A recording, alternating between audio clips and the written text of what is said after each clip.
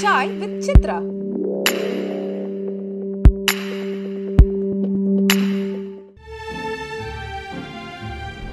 ஐம்பத்தி 4 ஆண்டுகளாக திரைப்படங்களிலும் தொலைக்காட்சி தொடர்களிலும் நடித்து வருகின்ற சாந்தி வில்லியம்ஸ் தன்னுடைய 12வது வயதிலே நடிக்க வந்தவர். தமிழிலே எல்லா முன்னணி கதாநாயகர்களோடும் நடிக்கின்ற வாய்ப்பினை பெற்ற சாந்தி வில்லியம்ஸ் தென்னிந்திய மொழிகளிலே 100க்கும் மேற்பட்ட திரைப்படங்களை நடிக்கக்கூடிய வாய்ப்பினை பெற்றவர். சாப்பாடு பாரு சரியா வேகவே இல்ல, வேற வேறையா இருக்கு. அது அண்ணி சமைக்கும் போது பிறந்ததுல இருந்து அந்த சிதம்பர வீட்டுல சரோப்பையால சாப்பிட்டுதான் இவ்வளவு பெரிய ஆம்பளையா வளர்ந்துட்ட. டேய் வாய மூடிட்டு தின்னுடா. என்னமோ அண்ணி சாப்பாட்டை வர்ணிக்கிறான். மலையாள பட உலகின் பிரபலமான ஒளிப்பதிவாளரான வில்லியம்ஸை மணந்த சாந்தி வில்லியம்ஸ் தன்னுடைய திரைப்பயணத்திலே தான் எப்படிப்பட்ட பிரச்சனைகளை எல்லாம் சந்திக்க வேண்டி வந்தது என்பதை பற்றி மனம் திறந்த இந்த நேர்காணலிலே பகிர்ந்து கொண்டிருக்கிறார். Chai with Chitra.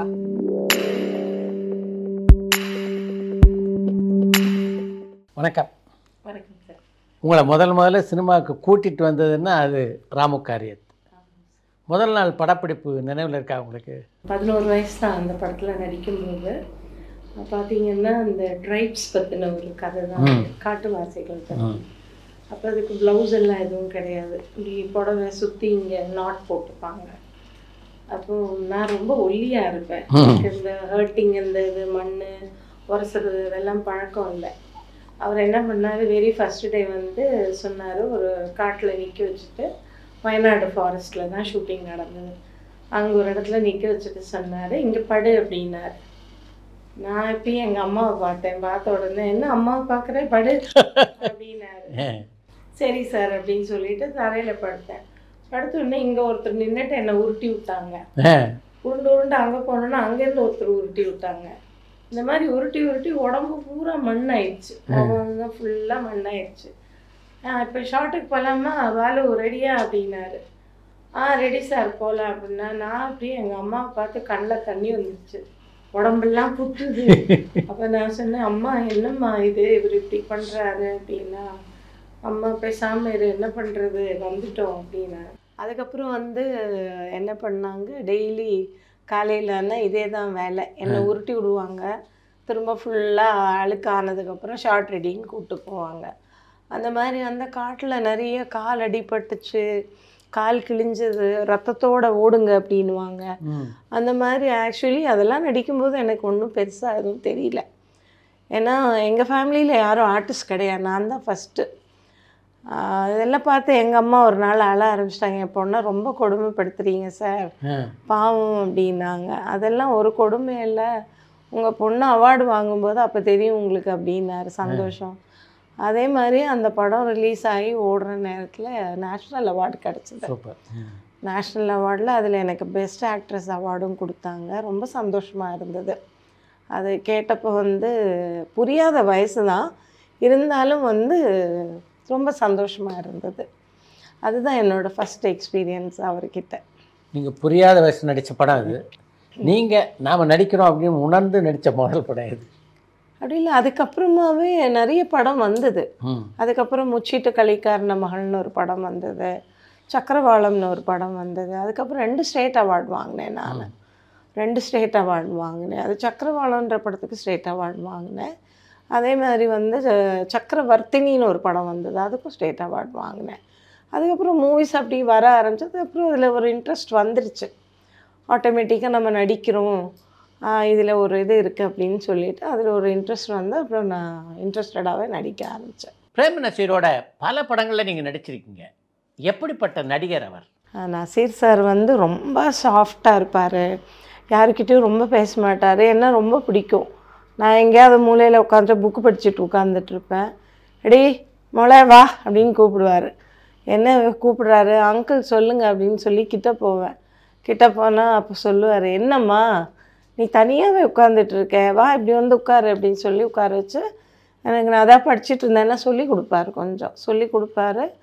ரொம்ப நான் பார்த்ததுலேயே ரொம்ப தங்கமான ஒரு மனிதர், ரொம்ப என்ன சொல்கிறது தெரியல, ரொம்ப உயரத்தில் இருக்கிற ஒரு மனிதர். அவர் சினிமாவில் எப்படியோ நிஜத்துலேயும் அவர் அப்படி தான். நாங்கள் அவர் அப்படி தான் பார்த்தோம், எல்லா விஷயத்துலேயுமே அவர் அப்படி தான் பார்த்தோம். ஒரு 3 படம் நடிச்சிட்டேன் அவர் கூட நான் மலையாளத்தில். ஆனால் அந்த 3 படத்துலேயும் அவருக்கு ஜோடியாக நடிக்கலை, சப்போர்ட்டிங் கேரக்டர்ஸ் மாதிரி அப்படி பண்ணிட்டு போனோம். ஆனால் வந்து ரொம்ப நல்லா பேசுவார், பேசிட்டு இதும்மா இப்படிம்மா அப்படின்னு சொல்லுவார். அந்த மாதிரி ஒரு குணம், ரொம்ப தங்கமான மனுஷன். முதல்ல தமிழ் நடிக்கக்கூடிய வாய்ப்பு உங்களுக்கு எப்படி வந்தது? எனக்கு ஆக்சுவலி நான் தமிழ் ஃபஸ்ட்டு படம் நடித்தது மதன மாளிகையில் குழந்தையாக நடித்தேன். ஓ, சிவகுமார். அதுக்கப்புறம் அப்படி மாறி மாறி படங்கள் வர ஆரம்பிச்சது. பெண்ணுக்கு யார் காவல் வந்து ஜெயசித்ரா அம்மாவுக்கு சிஸ்டராக நடித்தேன். அதுக்கப்புறம் நிறைய படம் பண்ணேன் அந்த டைமில், ஏகப்பட்ட படம் பண்ணியிருக்கேன். பேரெல்லாம் எனக்கு அவ்வளவா ஞாபகம் இல்லை. அதுக்கப்புறம் தமிழில் மாந்தோப்பு கிளியே பண்ணேன். காஜா படம். ஆமாம், காஜா சார் படம் பண்ணேன். அதுக்கப்புறம் நெஞ்சத்தை கில்லாதே பண்ணேன். தெலுங்கு பண்ணேன், அனுராகாலு பண்ணேன். தில்லோர் தீவார்னு ஒரு ஹிந்தி படம் பண்ணியிருக்கேன். அப்புறம் மராட்டியில் ஒரு படம் பண்ணேன், எனக்கு அது படம் பேர் ஞாபகம் இல்லை. மராட்டியில் ஒரு படம் பண்ணேன். அந்த மாதிரி ஆல் லாங்குவேஜஸில் கன்னடாவில் வந்து ஒரு ஏதோ பெத்த ஹள்ளி ஏதோ ஒரு பேர் வரும், அதில் ஒரு படத்தில் அந்த காமெடியன் ஒருத்தர் இருப்பார். இப்போ கூட அவர் சன்னு கூட சீரியல்லாம் நடிக்கிறாரு, அவரோட ஜோடியாக காமெடி நடித்தேன் நான். அது மாதிரி மோஸ்ட்லி ஆல் லாங்குவேஜஸ் நமக்கு தெரிஞ்ச எல்லா லாங்குவேஜும் நடித்து முடிச்சிட்டேன் நான். நடிக்கிறது வந்து எப்போவாவது சிரமப்பட்டிருக்கீங்களா அந்த வயசில்? எனக்கு சின்னதுலேருந்து அது ஒரு சிரமமாகவே தெரியல சார். அது ஏதோ கடவுளுடைய ஒரு கிஃப்டோ என்ன எனக்கு தெரியாது. நடிப்பு விஷயத்தில் வந்து நான் ஒரே ஒரு இடத்துல தான் ரொம்ப பயந்தேன். எங்கன்னா இந்த காடு படம் பண்ணும்போது, நாங்கள் ட்ரைப்ஸ் கதை பண்ணும்போது என்ன பண்ணிட்டாங்க, காவேரி வந்து டேம் திறக்கிறாங்க. அந்த டேம் திறக்கும்போது என்ன ஆகிடும், அங்கேருந்து அடித்து ஃபோர்ஸாக வரும் தண்ணி. இவங்க அது தெரியாமல் என்ன பண்ணிட்டாங்க, இவங்க அங்கே க்ளோஸ் பண்ண சொல்லிட்டாங்க. ஆனால் அவங்க க்ளோஸ் பண்ணலை, அவங்க ஆன் த டைம் அது ஓப்பன் பண்ணணும்னு சொல்லிட்டு ஓப்பன் பண்ணிட்டாங்க. கரெக்டாக நான் அந்த காவேரியில் நடுவில் உட்காந்துருக்கேன். ஃபுல்லாக பாறாங்கற்கள் தான், ஃபுல்லாக பாறைங்க தான். அந்த பாறைக்கு நடுவில் என்னை உட்கார வச்சுருக்காங்க. அப்போ உட்காந்துட்டு இந்த சைடு ஜூனியர் ஆர்டிஸ்ட்டுங்க ஒரு 5-6 பேர் இருக்காங்க, நான் மட்டும் தனியாக உட்காந்துருக்கேன். இது ஒரு கிலோமீட்டர் ஒரு 1/2 கிலோமீட்டர் தான். அங்கேருந்து தள்ளிட்டு போச்சுன்னா நான் மலைக்கு கீழே போயிடுவேன் அந்த தண்ணி வந்துச்சுன்னா. அவன் எனக்கு நல்ல முடி, நல்ல இவ்வளோ முடி, முட்டிக்கு கீழே இருக்கும் முடி, நல்லா சுருட்ட முடி வேறு. இவங்க என்ன பண்ணிட்டாங்க, அதை இழுத்து சும்மா சாதாரணமாக ஒரு கொண்டையை போட்டு, இங்கே ஒரு கொண்டையை போட்டு என்னை உட்கார வச்சாங்க. தண்ணி அடிச்சுக்கிட்டு வருது, திறந்துட்டாங்க. அங்கே தண்ணி வரதை பார்த்தோன்னா அசோசியேட் டைரக்டர் ஜார்ஜ்னு ஒருத்தர் இருக்கார். அவர் என்ன பண்ணார், ஐயோ வெள்ளம் வேறினே அப்படின்னார். சொன்ன உடனே இவங்க என்ன பண்ணிட்டாங்க, திரும்பி பார்க்குறதுக்குள்ளே வந்துருச்சு, வந்து அடிச்சிருச்சு. என்னை அடித்து தள்ளி கொண்டு போகும்போது பார்த்தீங்கன்னா அவ்வளோதான். எங்கள் அம்மா கத்துறது கேட்குது, எல்லாரும் கத்துறது கேட்குது. அடித்து மலை இப்படி இருக்கு மலை, இந்த மலையில் இப்படி கிடக்கிறேன் நான். என் தலைமுடி என்ன ஆயிடுச்சு, ஒரு வேரில் போய் மாட்டிச்சு, ஸ்ட்ராங்காக வேரில் போய் மாட்டி சுற்றிடுச்சு. வேரில் சுற்றினோடனே வந்து என்னை கீழே தள்ள முடியல என்னால். நானும் ட்ரை பண்ணுறேன், கால் வச்சு ட்ரை பண்ணுறேன்னே என்னால் முடியல. அதுக்கப்புறம் அசோசியேட் டைரக்டர் என்ன பண்ணார், விட்டால் அந்த பொண்ணு கீழே விழுந்துடும், அடிவாரத்தில் கிட்டத்தட்ட ஒரு 400-500 கிலோ கீழே போகுது, இது அவ்வளோ ஸ்டீப்பாக இருக்குது, நீங்கள் எப்படி அவளை காப்பாற்றுவீங்க, நான் போகிறேன்னு சொல்லிட்டு அவர் வந்து என்ன பண்ணிட்டாரு, என் முடியை பிடிச்சி மெதுவாக பிடிக்கவும் அடுத்த ஆளுங்களில் வந்து முடியை பிடிச்சி தான் சார் என்னை தூக்கி எடுத்தாங்க. அன்னைக்கு என் தலைமுடி தான் என்னை காப்பாற்றுச்சு. அந்த மாதிரி ஒரு விஷயம், அது என்னால் லைஃப்பில் எப்போவுமே மறக்க முடியாது. அன்னையிலேருந்து இந்த தண்ணி பார்த்தாலே கொஞ்சம் பயம் எனக்கு. பாலுமகேந்திராவுடைய மூடு பண்ணியில் கூட நீங்கள் நடிச்சிருக்கீங்களா? மூடு பண்ணி நடித்தேன். பாலுமகேந்திரா சார் தான் ட்ரைப்ஸ் பண்ணும்போது அவர் தான் கேமராமேன். ஃபஸ்ட்டு மூவி அவரோடது. அதே மாதிரி நாங்கள் எல்லாருமே ஃபஸ்ட்டு மூவி அதில். அது நான் இப்படியே ஸ்கிப்பிங் விளையாடிக்கிட்டே சுற்றிக்கிட்டு இருப்பேன். அதை சொல்லுவார், ஒரு இடத்துல போய் உட்காரு, இப்படி ஓடிக்கிட்டே இருக்க நீ அப்படின்னுவார்.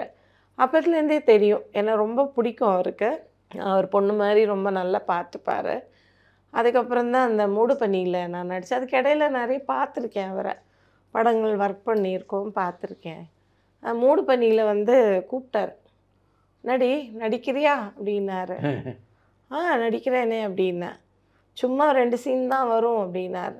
பரவாயில்ல, உங்கள் படத்தில் நடித்த மாதிரி இருக்கும்ல, நடிக்கிறேன், காசெல்லாம் ஒன்றும் தர வேண்டாம் அப்படின்னு சிரிச்சார். அப்புறம் போய் நடித்தேன். என்ன ஷோபா என் கூட மலையாள படம் நடிச்சிருக்கா, அதனால ஷோபாவும் நானும் ஒன்றா அப்படியே பேசிக்கிட்டே அப்படியே அதில் வந்து போய் நடித்து கொடுத்துட்டு வந்தேன். நான் ஷோபாவை பற்றி என்றைக்குமே மறக்க முடியாது சார். பிகாஸ் அவள் வந்து ரொம்ப குழந்த. அதாவது எனக்கு என்ன ஒரு ஒரு 13 வயசு 14 வயசு தான் இருக்கும். அப்போ அந்த பிள்ளைக்கு என்ன ஒரு 10 வயசு தான் இருக்கும். அந்த படத்தில் நானும் அவளும் சிஸ்டர்ஸாக நடித்தோம். மலையாள படத்தில் காமம் குரோதம் மோகம்னு ஒரு படம், மதுசார் படம். இப்போ அதில் நடிக்கும்போது நாங்கள் 2 பேரும் சிஸ்டர்ஸாக நடிக்கிறோம். இவங்க என்ன பண்ணிட்டாங்க, இந்த பிள்ளை பிரேமச்சேச்சி அவங்க அம்மா கூட்டிகிட்டு வருவாங்க. கூட்டிகிட்டு வந்தால் அப்படி உட்காந்துட்டு விளையாடிட்டு இருப்பா, நானும் விளையாடுவேன், அவளும் உட்காந்து விளையாடுவோம். அப்படியே ரொம்ப பாசமாயிட்டேன் என்கிட்ட. அப்புறம் என் கை மேலே தான் வந்து தூங்குவா, படுத்து தூங்க கொள்ள செய்கிறது, இந்த மாதிரி ஒரு இதாக இருந்தாள். இது ரொம்ப க்ளோஸ் ஆகும். பிரேமச்சேச்சி சொன்னாங்க, என்னடி எப்போ பாரு உன்னை வாசனை பிடிச்சிக்கிட்டே படுத்துட்டு இருக்கா அப்படின்னு. எங்கள் அம்மா சொன்னாங்க, பாவம் பிள்ளை, அவளுக்கு சிஸ்டர் யாரும் இல்லைல்ல, அதனால அவள் அப்படி இருக்கா, அவள் அங்கே தூங்கட்டும், நீங்கள் போங்க அப்படின்ட்டு. அப்புறம் அவங்க அப்பா ஒரு ஷெட்யூல் வரும்போது அவருக்கு என்ன ரொம்ப பிடிச்சி போய் என் பொண்ணுன்னு வரே சண்டைக்கு போவாள். அப்பா என் பொண்ணு, நான் தான் உங்கள் பொண்ணு, அவள் உங்கள் பொண்ணு இல்லை அப்படின்வா. அந்த மாதிரி நாங்கள் சண்டை போட்டு வளர்ந்தவங்க 2 பேருமே. அப்படி ஒரு வளர்ந்து வந்த காலகட்டத்தில் அந்த பிள்ளை அந்த இறந்தப்போ நான் ரொம்ப வருத்தப்பட்டேன். ரொம்ப மனசு கஷ்டமாக போச்சு. என் ஹஸ்பண்ட் உள்ளே போய் எல்லாம் கதவெல்லாம் உடைச்சி காலெல்லாம் கிழிச்சிக்கிட்டு ரத்தமாக வந்தார். நான் சொன்னேன், என்ன லைஃபு இந்த மாதிரி ஆகிப்போச்சு அப்படின்னு சொல்லிட்டு. அவன் ரொம்ப வருத்தமாக இருந்தது. அவன் என்னோடய சைல்ட்ஹுட் ஃப்ரெண்டு, மறக்க முடியாது சார். பல முக்கியமான இயக்குனருடைய படங்களில் நீங்கள் தமிழ் நடிச்சிருக்கீங்க. அதில் கண்டிப்பாக சார். மகேந்திரன். ஆமாம் சார். மகேந்திரனோட அந்த படத்தை நடித்தது எப்படி இருந்தது? ரொம்ப சூப்பராக இருந்தது சார். என்னென்னா அவர் ஒவ்வொரு விஷயத்தையும் வந்து அந்த கேரக்டர், வில்லிங்கிற கேரக்டர் தான் எனக்கு சொன்னாங்க. ஃபஸ்ட்டு டே தாஜில் எங்கேயோ தான் ரூமில் என்னை கூப்பிட்டு ஆடிஷன் பண்ணுறாங்க. பண்ணிவிட்டு நிறைய கேர்ள்ஸ் வந்திருந்தாங்க, அந்த கேரக்டருக்கு நிறைய பேர் வந்திருந்தாங்க.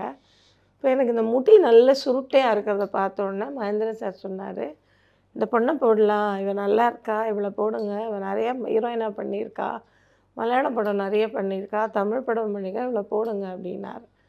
அப்போ பாபு சார், அந்த ப்ரொடியூசர் பாபு சார் பார்த்துட்டு சரி போட்டுடலாம் அப்படின்னு சொல்லிட்டு தான் எனக்கு ஃபஸ்ட்டு டெஸ்ட்டு வந்து அந்த படிக்கட்டில் இறங்கி வரும்போது, என்ன காலையிலேயே விடியஞ்சதும் விடியாததுமா அண்ணனுக்கும் தங்கச்சியும் என்னை பற்றி குத்தம் வரலைன்னா குத்தம் சொல்லலைன்னா தூக்கம் வராதா அப்படின்னு ஒரு கேள்வி கேட்பேன். அதுதான் அவங்க ஃபஸ்ட்டு எடுத்தாங்க என்னை வச்சு.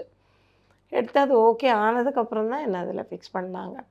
ஆனால் மகேந்திரன் சார்கிட்ட சொன்னேன், சார் நான் இது வரைக்கும் வில்லியாக நடிக்கலை, இது வரைக்கும் ரொம்ப சாஃப்ட் கேரக்டர் தான் பண்ணிகிட்டு இருந்தேன், இப்போ இதில் வில்லியாக நடிக்க சொல்கிறீங்க, எனக்கு கொஞ்சம் பயமாக இருக்குது அப்படின்னேன். எதுக்கு நீ பயப்படுற, நான் இருக்கேன்ல, நான் சொல்லி கொடுக்குறேன் அப்படின்னார். அதுக்கப்புறம் அவர் ஒவ்வொரு சின்ன சின்ன விஷயத்த கூட எனக்கு எடுத்து சொல்லி கொடுப்பார். அப்படியா? ஆமாம், எந்த ஒரு சின்ன விஷயம், அம்மா இது இப்படி பண்ணுமா, நான் வந்து ஏதாவது எனக்கு புரியலன்னா அவர் இப்படி பார்ப்பேன். பார்த்த உடனே எந்திரிச்சு வந்து, நீ உனக்கு கன்ஃபியூஸாக இருக்கா, உனக்கு புரியலையா அப்படின்னு சொல்லி கொடுத்து என்னை நடிக்க வச்சார். அதனால எனக்கு அந்த படத்தில் பெரிய பேர். நெஞ்சத்தைக்கு இல்லாத படம் வந்து ஆக்சுவலி ரஷ்யன் அவார்டு எனக்கு கிடச்சிது. ரஷ்யாவில் அவார்டு இதுக்கு போனேன். நான் போக முடியல, நான் ப்ரெக்னெண்ட்டாக இருந்தேன்.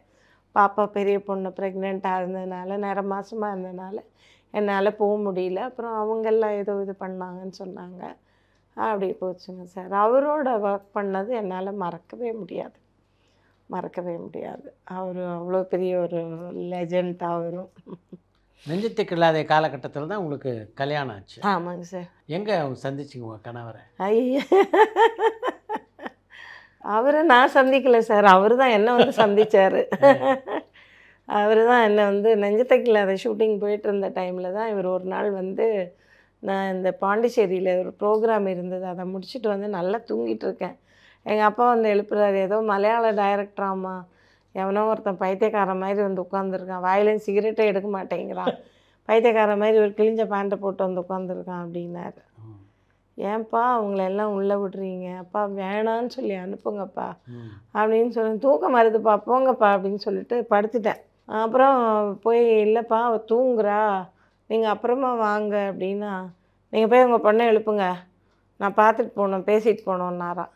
அப்புறம் எங்கள் அப்பா வந்து எழுப்புனார் மறுபடியும். எழுப்பி, அம்மா அவன் போக மாட்டேங்கிறாம்மா பைத்தியக்காரன், மாமா என்னன்னு கேளும்மா அப்படின்னார். அப்புறம் எந்திரிச்சு அப்படியே வந்து, என்ன சார் என்ன வேணும் உங்களுக்கு, போங்க சார் நான் பண்ண மாட்டேன் அப்படின்னேன். சொன்ன உடனே அவர், என்ன நீ இப்படி பேசுகிற அப்படின்னு கேட்டார், கோவமாக கேட்டார். நான் சொன்னேன், என்ன சார் கோவமாக பேசுகிறீங்க, இங்கே அதெல்லாம் பேசுகிறீங்க போங்க அப்படின்னு சொல்கிறேன். நான் சொல்ல எனக்கு என்ன ஒரு 18-19 இயர்ஸ் தான் இருக்கும். இப்போது டப்புன்னு கோவம் வரும் எனக்கு. அந்த மாதிரி பேசின உடனே அவர் இப்படி பார்த்தாரு. இப்படி பார்த்துட்டு, என் படம் நாளைக்கு ஷூட்டிங், நீ நடிக்கிற அப்படின்னாரு.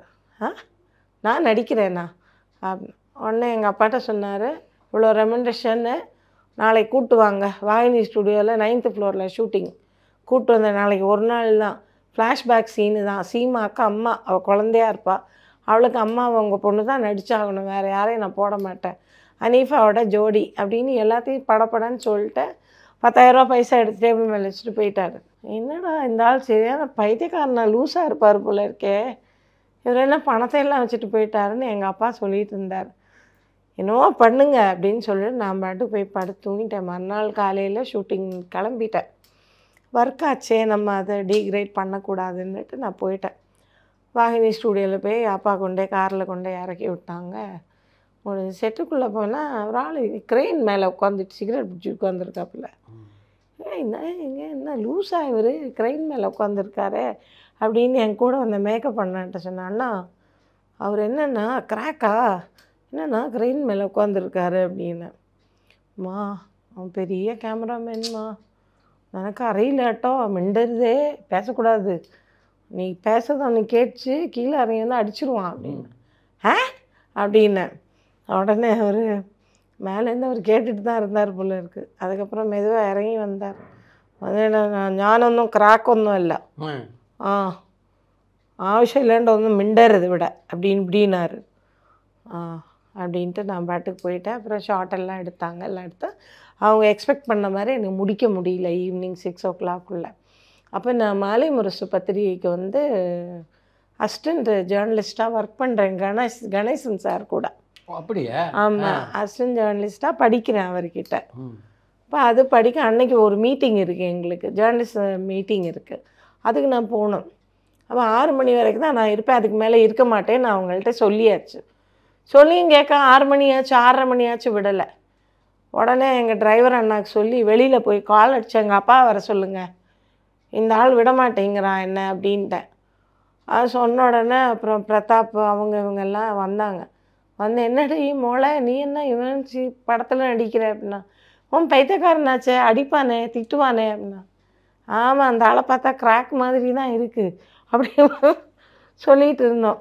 அப்புறம் வந்தார். வந்தோடனே எங்கள் அப்பா வந்தாங்க. வந்து வில்லியம்ஸ், மோள் இந்த மாதிரி பத்திரிகை மீட்டிங்க்கு போகணும், இன்றைக்கி மீட்டிங் நடக்குது போகணும், அங்கேருந்து ஃபோன் பண்ணிக்கிட்டே இருக்காங்க அப்படின்னோடனே, என்ன மீட்டிங்கு எதுக்கு போகணும் அப்படின்னு இவர் கேள்வி கேட்டோன்னா, அதெல்லாம் நீ கேட்கக்கூடாது தம்பி, உனக்கு வேலைக்கு அனுப்பிச்சு 6 மணி வரைக்கும் தான், நீ 6 மணிக்கு ஃபினிஷ் பண்ணி என் பொண்ணை அனுப்பிச்சி விட்டுடு அப்படின்னா 6:30 ஆச்சு.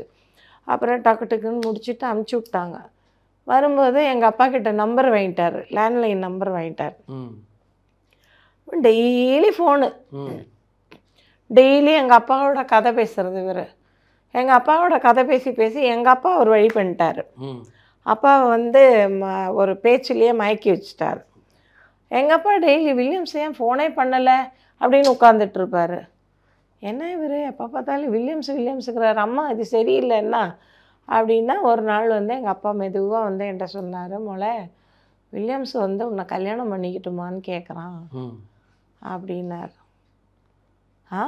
அவரா, என்னையா, அந்த ஆள் லூஸ் மாதிரி இருக்கான், அந்த ஆளை போய் கல்யாணம் பண்ணணும்னு சொல்கிறீங்க நீங்கள், அவரையெல்லாம் நான் கல்யாணம் பண்ண மாட்டேங்க அப்பா, எனக்கு அவர் பிடிக்கல, அவர் பைத்தியக்கார மாதிரி இருக்கார், கிழிஞ்ச சட்டை, குளிக்க மாட்டாராம், ஒன்றுமே இல்லை, சிகரெட் வேறு பிடிச்சிக்கிட்டே இருக்கார், அவரை போய் கல்யாணம் பண்ண சொல்கிறீங்களே, நீங்கள் வேறு யாராவது ஒரு பிச்சைக்காரனை கூட என்னை கல்யாணம் பண்ணி சொல்லுங்கள், நான் பண்ணிக்கிறேன், அந்த ஆளை மட்டும் நான் பண்ணிக்க மாட்டேன் அப்படின்னா.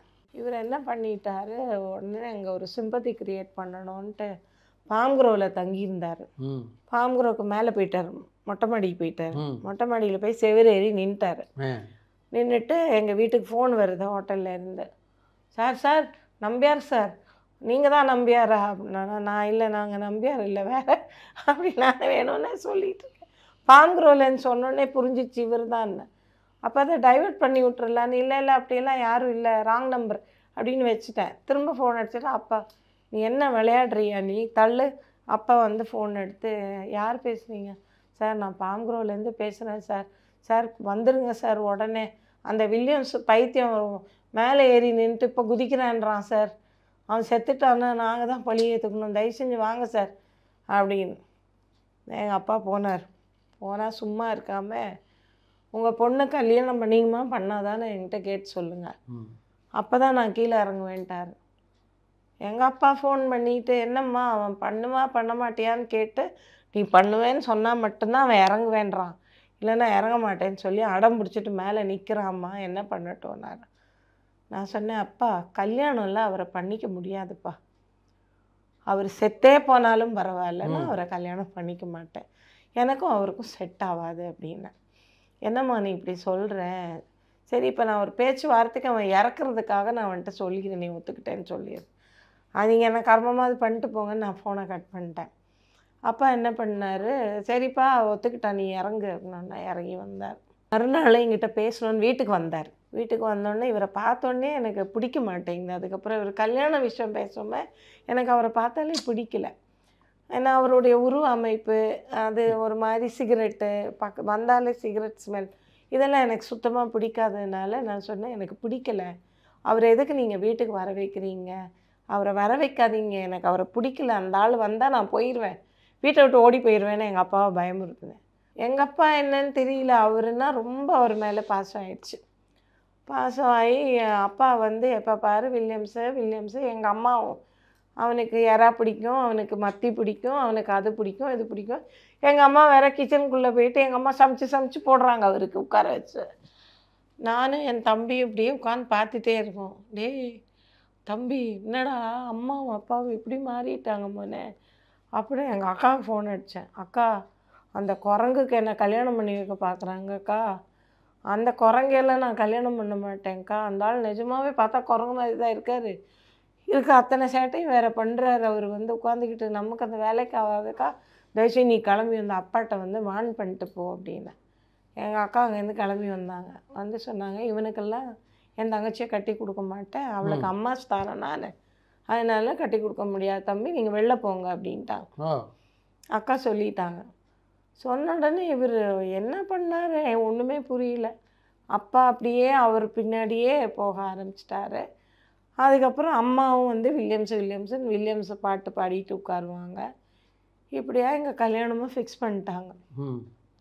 நான் அழுதுகிட்டே இருக்கேன், ஷூட்டிங் போகிறதில்ல, அழுதுகிட்டே இருக்கேன், நெஞ்சத்துக்கு இல்லாத வேற முடிக்கிற ஸ்டேஜ். நான் சொன்னேன், பாருங்கள் எனக்கு படம் போயிட்டுருக்கு, இந்த படம் முடிச்சேன்னா எனக்கு நிறைய படம் வரும், நான் அதில் கான்சென்ட்ரேட் பண்ணோன்னு பார்க்கும்போது நீங்கள் எதுக்கு என்னை கல்யாணத்தில் இழுத்து விட்றீங்க, எனக்கு கல்யாணம் வேண்டான்னு ஒரு நாள் நான் மகேந்திர சார்கிட்ட சொல்லி அழுதேன். சார் என்னை வலுக்கட்டாயமாக பிடிச்ச அந்த வில்லியம்ஸ் குரங்கு இருக்கான், வில்லியம்ஸ் குரங்குக்கு சரத் பாபு சார் பின்னாடி கேட்டேன், ஏய் அப்படின்னாரு. நான் அப்படி திரும்பி பார்த்தேன், யாரை நீ குரங்குன்னு? தான் அந்த வில்லியம்ஸு தான் சார் அப்படின்னேன். உடனே அவன் பாவம்மா நல்ல பையன்தான், அவன் லைஃப்பில் ரொம்ப கஷ்டப்பட்டுட்டான், அதனால தான் அவன் இப்படி இருக்கான், இல்லைன்னா அவன் நல்ல பையன்தான், அவன் நல்லா பார்த்துப்பான் உன்னை, நீ கல்யாணம் பண்ணிக்கோ, ஆனால் கொஞ்சம் கஷ்டமாக தான் இருக்குது, நீ அவனை கல்யாணம் பண்ணணும்னு நினச்சா எனக்கு கொஞ்சம் கஷ்டமாக தான் இருக்குது அப்படின்னு சொன்னார். சொன்னோன்னு நான் சொன்னேன், சார் இது லைஃப் சார், வாழ்நாள் பூரா அவரோட நான் வாழணும், பிள்ளை குட்டிங்க பெற்றுக்கணும், காலம் பூரா அவர் என்னை எப்படி பார்த்துப்பாருன்னு தெரியாது, எங்கள் அம்மா அப்பாவும் தான் முட்டாள்தனமாக ஏதோ பண்ணுறாங்கன்னா நீங்களும் அதே சொல்கிறீங்களே அப்படின்னு. அதுக்கப்புறம் மகேந்திரன் சார் வந்து வில்லியம்ஸை கூப்பிட்டு ஏதோ பேசினாருன்னு நினைக்கிறேன். அந்த பொண்ணுக்கு பிடிக்கல போல இருக்கு உன்னை, நீ எதுக்குடா வற்புறுத்துறேன் அந்த பொண்ணுன்னு கேட்டார் போல இருக்கு. தாஜில் தான் போய் பார்த்துட்டு வந்து பேசியிருக்காங்க. பேசிட்டு வந்த உடனே ஒரு நாள் வந்து என்கிட்ட வந்து கேட்டார், இந்த மாதிரி வந்து நான் உன்னை கல்யாணம் பண்ணணும்னு நினச்சது, நீ ரொம்ப ஹோம்லியான ஒரு பொண்ணு, அப்பா அம்மாவோட கண்ட்ரோலில் வாழ்கிற பொண்ணு, இது வரைக்கும் உன்னை பற்றி இண்டஸ்ட்ரியில் ஒரு தப்பாக ஒரு வார்த்தை யாருமே பேசினது கிடையாது, நீ இத்தனை படம் நடிச்சிருக்கேன், பெரிய பெரிய ஹீரோஸோடு நடிச்சிருக்கேன், அதனால தான் நான் கேட்டேன். அது இல்லாமல் என்னோடய லைஃப் ஒரு லைஃப் போயிடுச்சு. எனக்கு என் ஒய்ஃப் என்னை விட்டு போயிட்டாங்க. அது ஒரு மாதிரி டிவோர்ஸ் ஆகிடுச்சு. இனிமேல் எனக்கு லைஃபே இல்லைன்னு நினைக்கிறேன். அந்த டைமில் தான் நான் உன்னை பார்த்தேன். உன்னை பார்க்கவும் எனக்கு பிடிச்சிருந்தது, அதனால் கேட்குறேன் அப்படின்னாரு. அப்புறம் அவர் ஏதோ சொல்லி அழுதாரு. எனக்கு கொஞ்சம் மனசு கொஞ்சம் கஷ்டமாக இருந்தது. சரி, இவ்வளோ சொல்லும்போது நம்ம என்ன சொல்ல முடியும், அப்பா அம்மா விருப்பப்படுறாங்க அப்படின்னு சொல்லிட்டு எனக்கு வீட்டில் எப்படின்னா, அப்பா என்ன சொல்கிறாரோ அதான் எனக்கு வேத வாக்கு. அப்பா ஒரு கோடு போட்டு இதை நீ தாண்டக்கூடாது சொல்லிட்டு அங்கே தாண்ட மாட்டோம். நாங்கள் 3 பேருமே, அக்காவும் சரி, நானும் சரி, தம்பியும் சரி, 3 பேருமே அப்பாவோட கண்ட்ரோல் தான். எங்களுக்கு பனிஷ்மெண்ட்டே என்னன்னா, தப்பு நாங்கள் செஞ்சோன்னா எங்கள் முடி இவ்வளோ லாங்காக இருக்கும் இல்லையா, அப்பா கையில் சுற்றிடுவார். சுற்றி அப்படி தூக்கி அப்படி போடுவார். அப்படியே ஜங்குன்னு எல்லாமே ஜாம் ஆகிடும் ஃபுல்லாக. அப்படியே உட்காந்துருப்போம் ஒரு 1/2 hour வலியில். அதுதான் பனிஷ்மெண்ட்டு. அந்த பனிஷ்மெண்ட்டுக்கு பயந்துட்டே நாங்கள் எதுவும் பேச மாட்டோம் அப்பாட்ட. இந்த மாதிரி ஒரு சூழ்நிலையில் தான் எல்லாமே போயிட்டு இருந்தது. அதுக்கப்புறம் எங்கள் கல்யாணத்தன்னைக்கு நான் ஓடி போயிட்டேன் சார். ஆமாம், கல்யாணத்தன்னைக்கு எனக்கு அவரை பிடிக்கல திரும்பவும். அவர் ரொம்ப ஒரு மாதிரி ஆர்டராக கமெண்ட் அடிச்சுக்கிட்டு ஒரு மாதிரி கமெண்ட் பண்ணிக்கிட்டே இருந்தார். நான் அவரோட அண்ணன் வீட்டில் சொன்னேன், எனக்கு உங்கள் தம்பியை பிடிக்கலைங்க, எனக்கு அந்த ஆளை பார்த்தாலே வெறுப்பாக இருக்குது, என்னை வற்புறுத்தி என்னை கல்யாணத்துக்கு இந்த மாதிரி வற்புறுத்தி என்னை ஒத்துக்க வச்சுருக்காங்க, எனக்கு பிடிக்கல, நான் போகிறேன் அப்படின்ட்டேன். நைட்டு சொன்னேன். காலையில் ரெஜிஸ்ட்ராரெல்லாம் வந்து உட்காந்துருக்காங்க வீட்டில், அவங்க அண்ணன் வீட்டில் கேரளாவில் உட்காந்துருக்கவும் எல்லாம் என்னை ரெடி பண்ணும்போது ஏதோ கோயிலுக்கு போயிட்டு வரேன், பூஜை முடிச்சுட்டு வரேன், எல்லோரும் போனாங்க. நான் கிளம்பி எங்கள் அத்தை வீட்டுக்கு போயிட்டேன். அங்கேருந்து ஒரு 5 கிலோமீட்டர் தான் அத்தை வீடு. அது மலை மேலே வீடு. நான் போய் என்ன பண்ணேன், மலை மேலே வீடுனா வீட்டுக்குள்ளே போகாமல் மலைக்கு பின்னாடி போய் உட்காந்துட்டேன். மலைக்கு பின்னாடி போய் உட்காரவும் தேடுறாங்க. மணி ஆயிடுச்சு. ஐயோ, ரெஜிஸ்ட்ரார் வந்து உட்காந்துருக்காரே, மணி ஆயிடுச்சுன்னு எல்லோரும் ஒவ்வொரு பக்கம் ஓடினாங்க போல இருக்கு. அப்புறம் கடைசியில் வந்து பார்த்தா எங்கள் அத்தை மேலேருந்து எதுக்கு எட்டி பார்க்கும்போது அந்த கீழே உட்காந்துருந்தது தெரிஞ்சோடனே அவங்க இங்கே தேடி வந்திருக்காங்க. வந்தோடனே இல்லை, அவள் கீழே உட்காந்துருக்கா, எதுக்கு அவளை வற்புறுத்தி கல்யாணம் பண்ணி கொடுக்குறீங்க, அவங்க ஒரு கிறிஸ்டியன் வேறு, எங்கள் இதில் நஸ்ரானின்னு சொல்லுவாங்க. நஸ்ரானின்னா அந்த கிறிஸ்துவ மதத்தை வந்து அது ஒரு இதாக சொல்கிறாரு அந்த டைமில். அவன் நஸ்ரானிக்கு போயிட்டு எதுக்கு கல்யாணம், நம்ம நம்பியார் ஜாதி, நம்பூதிரிஸ், நம்ம எதுக்கு வந்து நீ அவனை கட்டி கொடுக்கணும்னு எனக்கு ட்ரை பண்ணுறீங்கன்னு அப்பாவை பிடிச்சி சத்தம் போட்டு விடுவோம். அப்பா இல்லை, இதில் நீங்கள் தலை போடாதீங்க, இது என் பொண்ணோட வாழ்க்கை அப்படின்னு சொல்லிவிட்டு அப்புறம் வந்து என்ன தராதாலும் இழுத்துன்னு போய் ரெஜிஸ்டர் பண்ணி தாலியும் கட்டி எல்லாம் முடிஞ்சிச்சு சார். அப்படி தான் அவருக்கு நான் ஒய்ஃப் ஆனேன். ஆனால் பார்க்குறவங்கெல்லாம் என்னை கேட்குறது என்ன தெரியுங்களா, நீங்கள் 2 பேரும் லவ் மேரேஜா? லவ் மேரேஜ் எல்லாம் இல்லை, இது பியூர், அதாவது அவர் லவ் பண்ணாரு. ஆமாம், அவர் ஒன் சைடு லவ். அதுக்கு நானும் பண்ணால் தானே அது லவ் ஆகும்.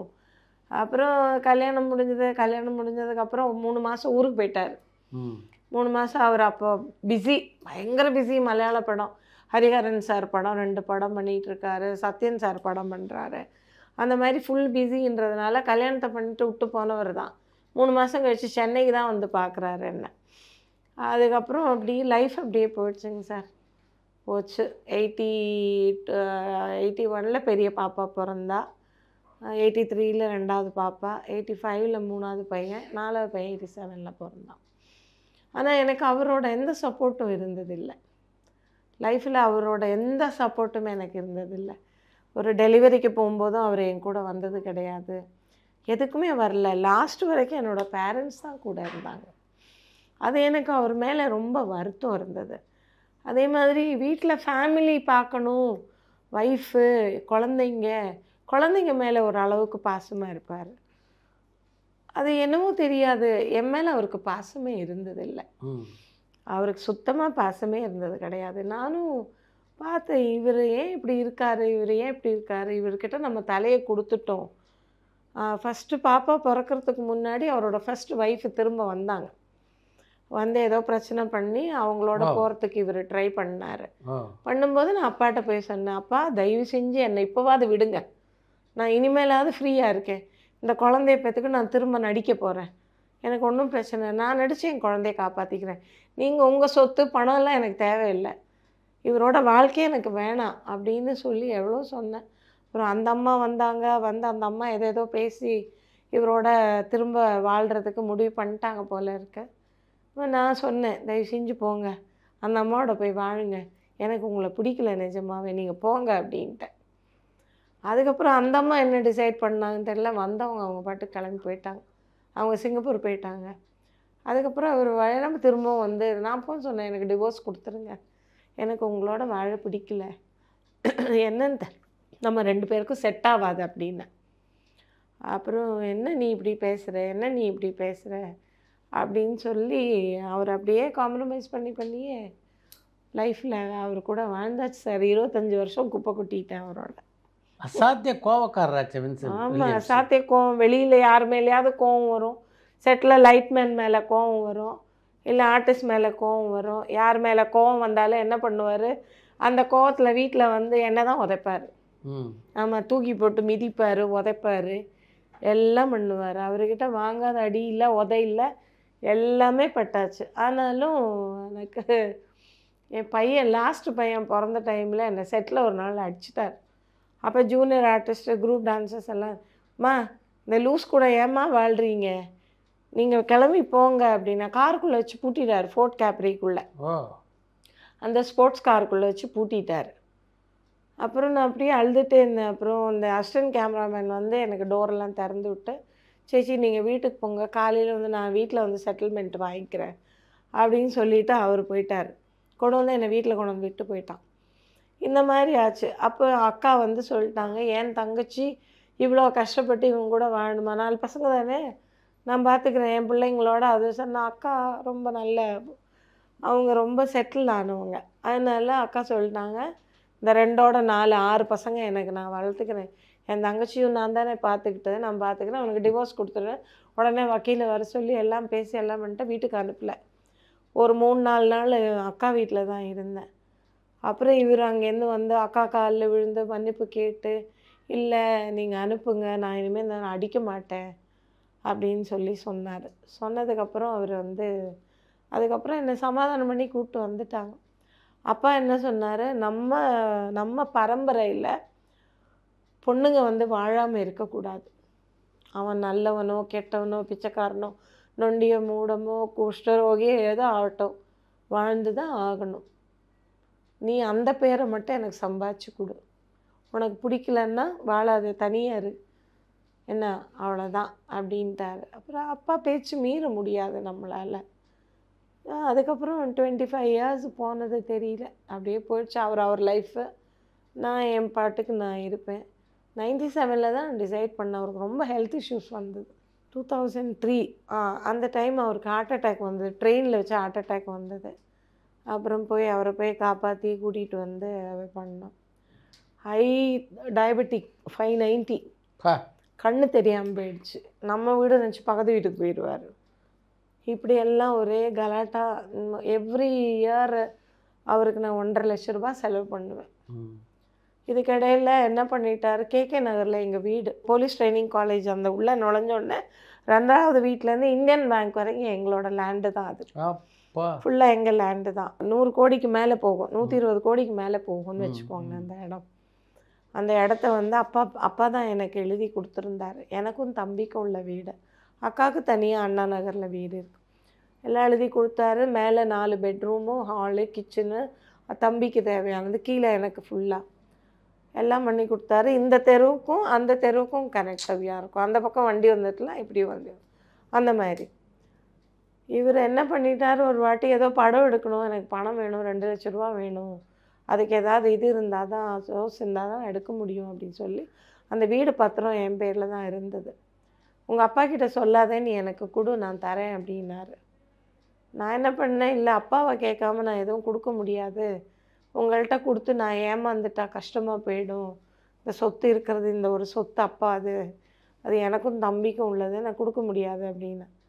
இல்லை நீ என்ன கொடுப்பியா மாட்டியா அப்படின்னு சொல்லி என்னை அடிச்சிட்டார். அப்போல்லாம் ரொம்ப பயப்படுவேன், அவர் அடிக்க நான் ரொம்ப பயப்படுவேன். அப்புறம் சரி நான் என்ன பண்ணேன், நான் சொன்னேன் இது பத்திரமா இது பண்ணிட்டு திரும்ப கொடுத்துருங்க அப்படின்னு சொல்லி சொன்னோன்னே, ஒரு ஃப்ரெண்டு ஒருத்தர் ராமச்சந்திரன் ஒரு ஃப்ரெண்டு, அந்த ஒரு ஃப்ராடு தான், அவர்கிட்ட கொண்டு போய் இந்த பத்திரத்தை கொடுத்து 2 லட்ச ரூபாய் எங்கேயோ கடன் வாங்கினார். இவருக்கு 2 லட்சம் கொடுத்துட்டு அந்த ஆள் ஏதாவது மேலே ஏதோ ஜாஸ்தி வாங்கியிருப்பார் போல இருக்கு. அதுக்கப்புறம் அந்த படம் லாஸ் ஆகிடுச்சு, இவரால் கட்ட முடியல, அந்த ஆளாலையும் கட்ட முடியல. அது கடைசியில் கோர்ட்டு வரைக்கும் போய் ஜப்தியாக அந்த இடம் போயிடுச்சு. அந்த இடமே போயிடுச்சு, ஒன்றுமே இல்லாமல் போயிடுச்சு. அந்த இடம் எடுக்கும்போது நான் வந்து என் பையன் ப்ரெக்னெண்ட்டாக இருக்கேன். நான் அது எல்லாம் வந்து அமீனா வந்து வீடை லாக் பண்ணிட்டாங்க, எல்லாம் பண்ணிட்டேன். ரோட்டில் குழந்தைங்களோட எங்கள் அம்மா நான் எல்லாம் நின்றுட்டுருக்கோம். இவர் பாட்டுக்கு சிகரெட் பிடிச்சி ஒரு பக்கம் பார்த்துக்கிட்டு நின்றுக்கிட்டு இருக்காரு. என்ன தான் பண்ணலாம், இவரால் எல்லாம் தொலைச்சிட்டு நிற்கிறோமே நம்ம. எங்கள் அம்மா ஒரே வயிற்றில் அடிச்சுக்கிட்டு அழ ஆரம்பிச்சிட்டாங்க. இவ்வளோ சொந்த வீடுன்னு வாழ்ந்தோம், இன்றைக்கி நம்ம நடுத்தெருவில் நிற்கிறோமே இவனால். இவன் இந்த மாதிரி ஒரு ஃப்ராடுன்னு தெரிஞ்சானே உன்னை கட்டியே கொடுத்துருக்க மாட்டேன்னு. இப்போ சொல்லுங்கள் பசங்கள்லாம் ஆனதுக்கப்புறம். நான் ஆரம்பத்துலேயே சொல்கிறேன், எனக்கு அவரை பார்த்தா பிடிக்கல அப்படின்னு நான் சொல்கிறேன், நீங்கள் கேட்கல அப்படின்னு. அதுக்கப்புறம் என்ன பண்ணாங்க, நம்ம இவங்க பழைய ஆர்டிஸ்ட்டு பவானின்னு ஒருத்தங்க இருக்காங்க, ருஷேந்திரமணி அம்மாவோட பேத்தி.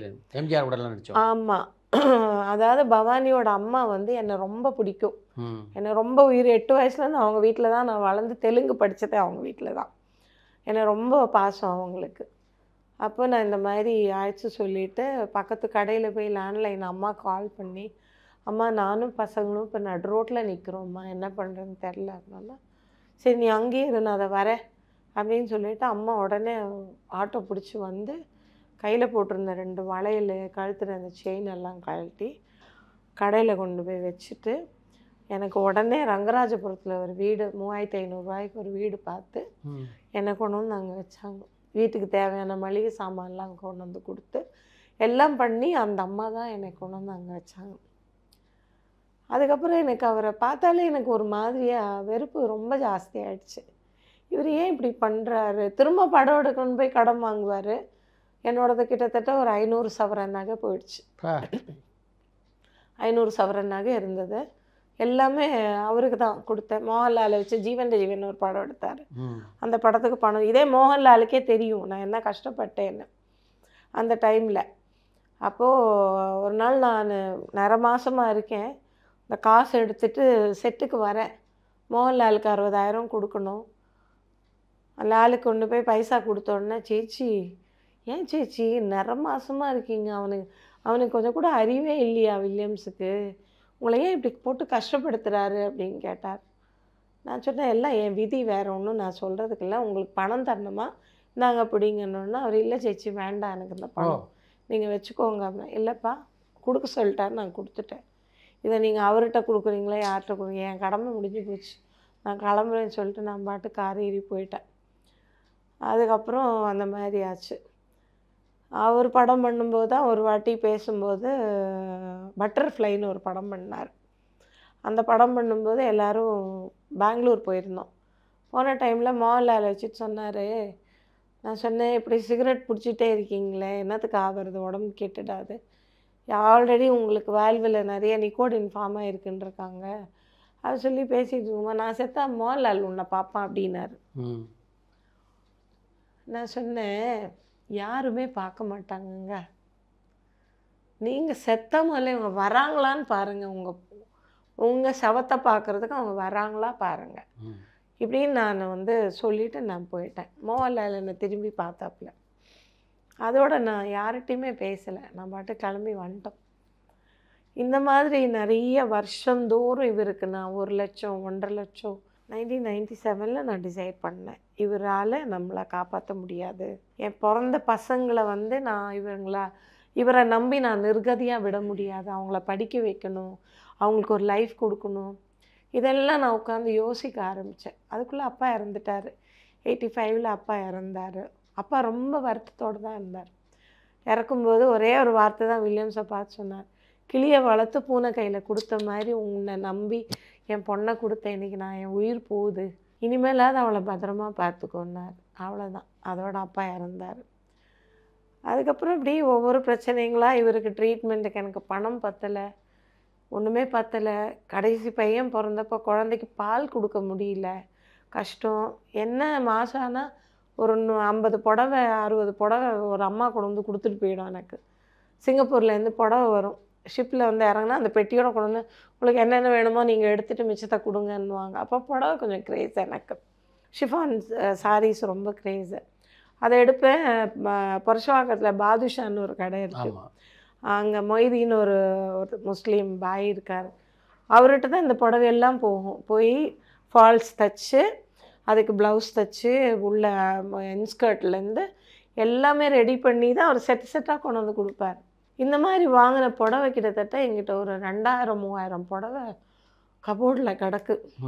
கட்டுறதில்லை.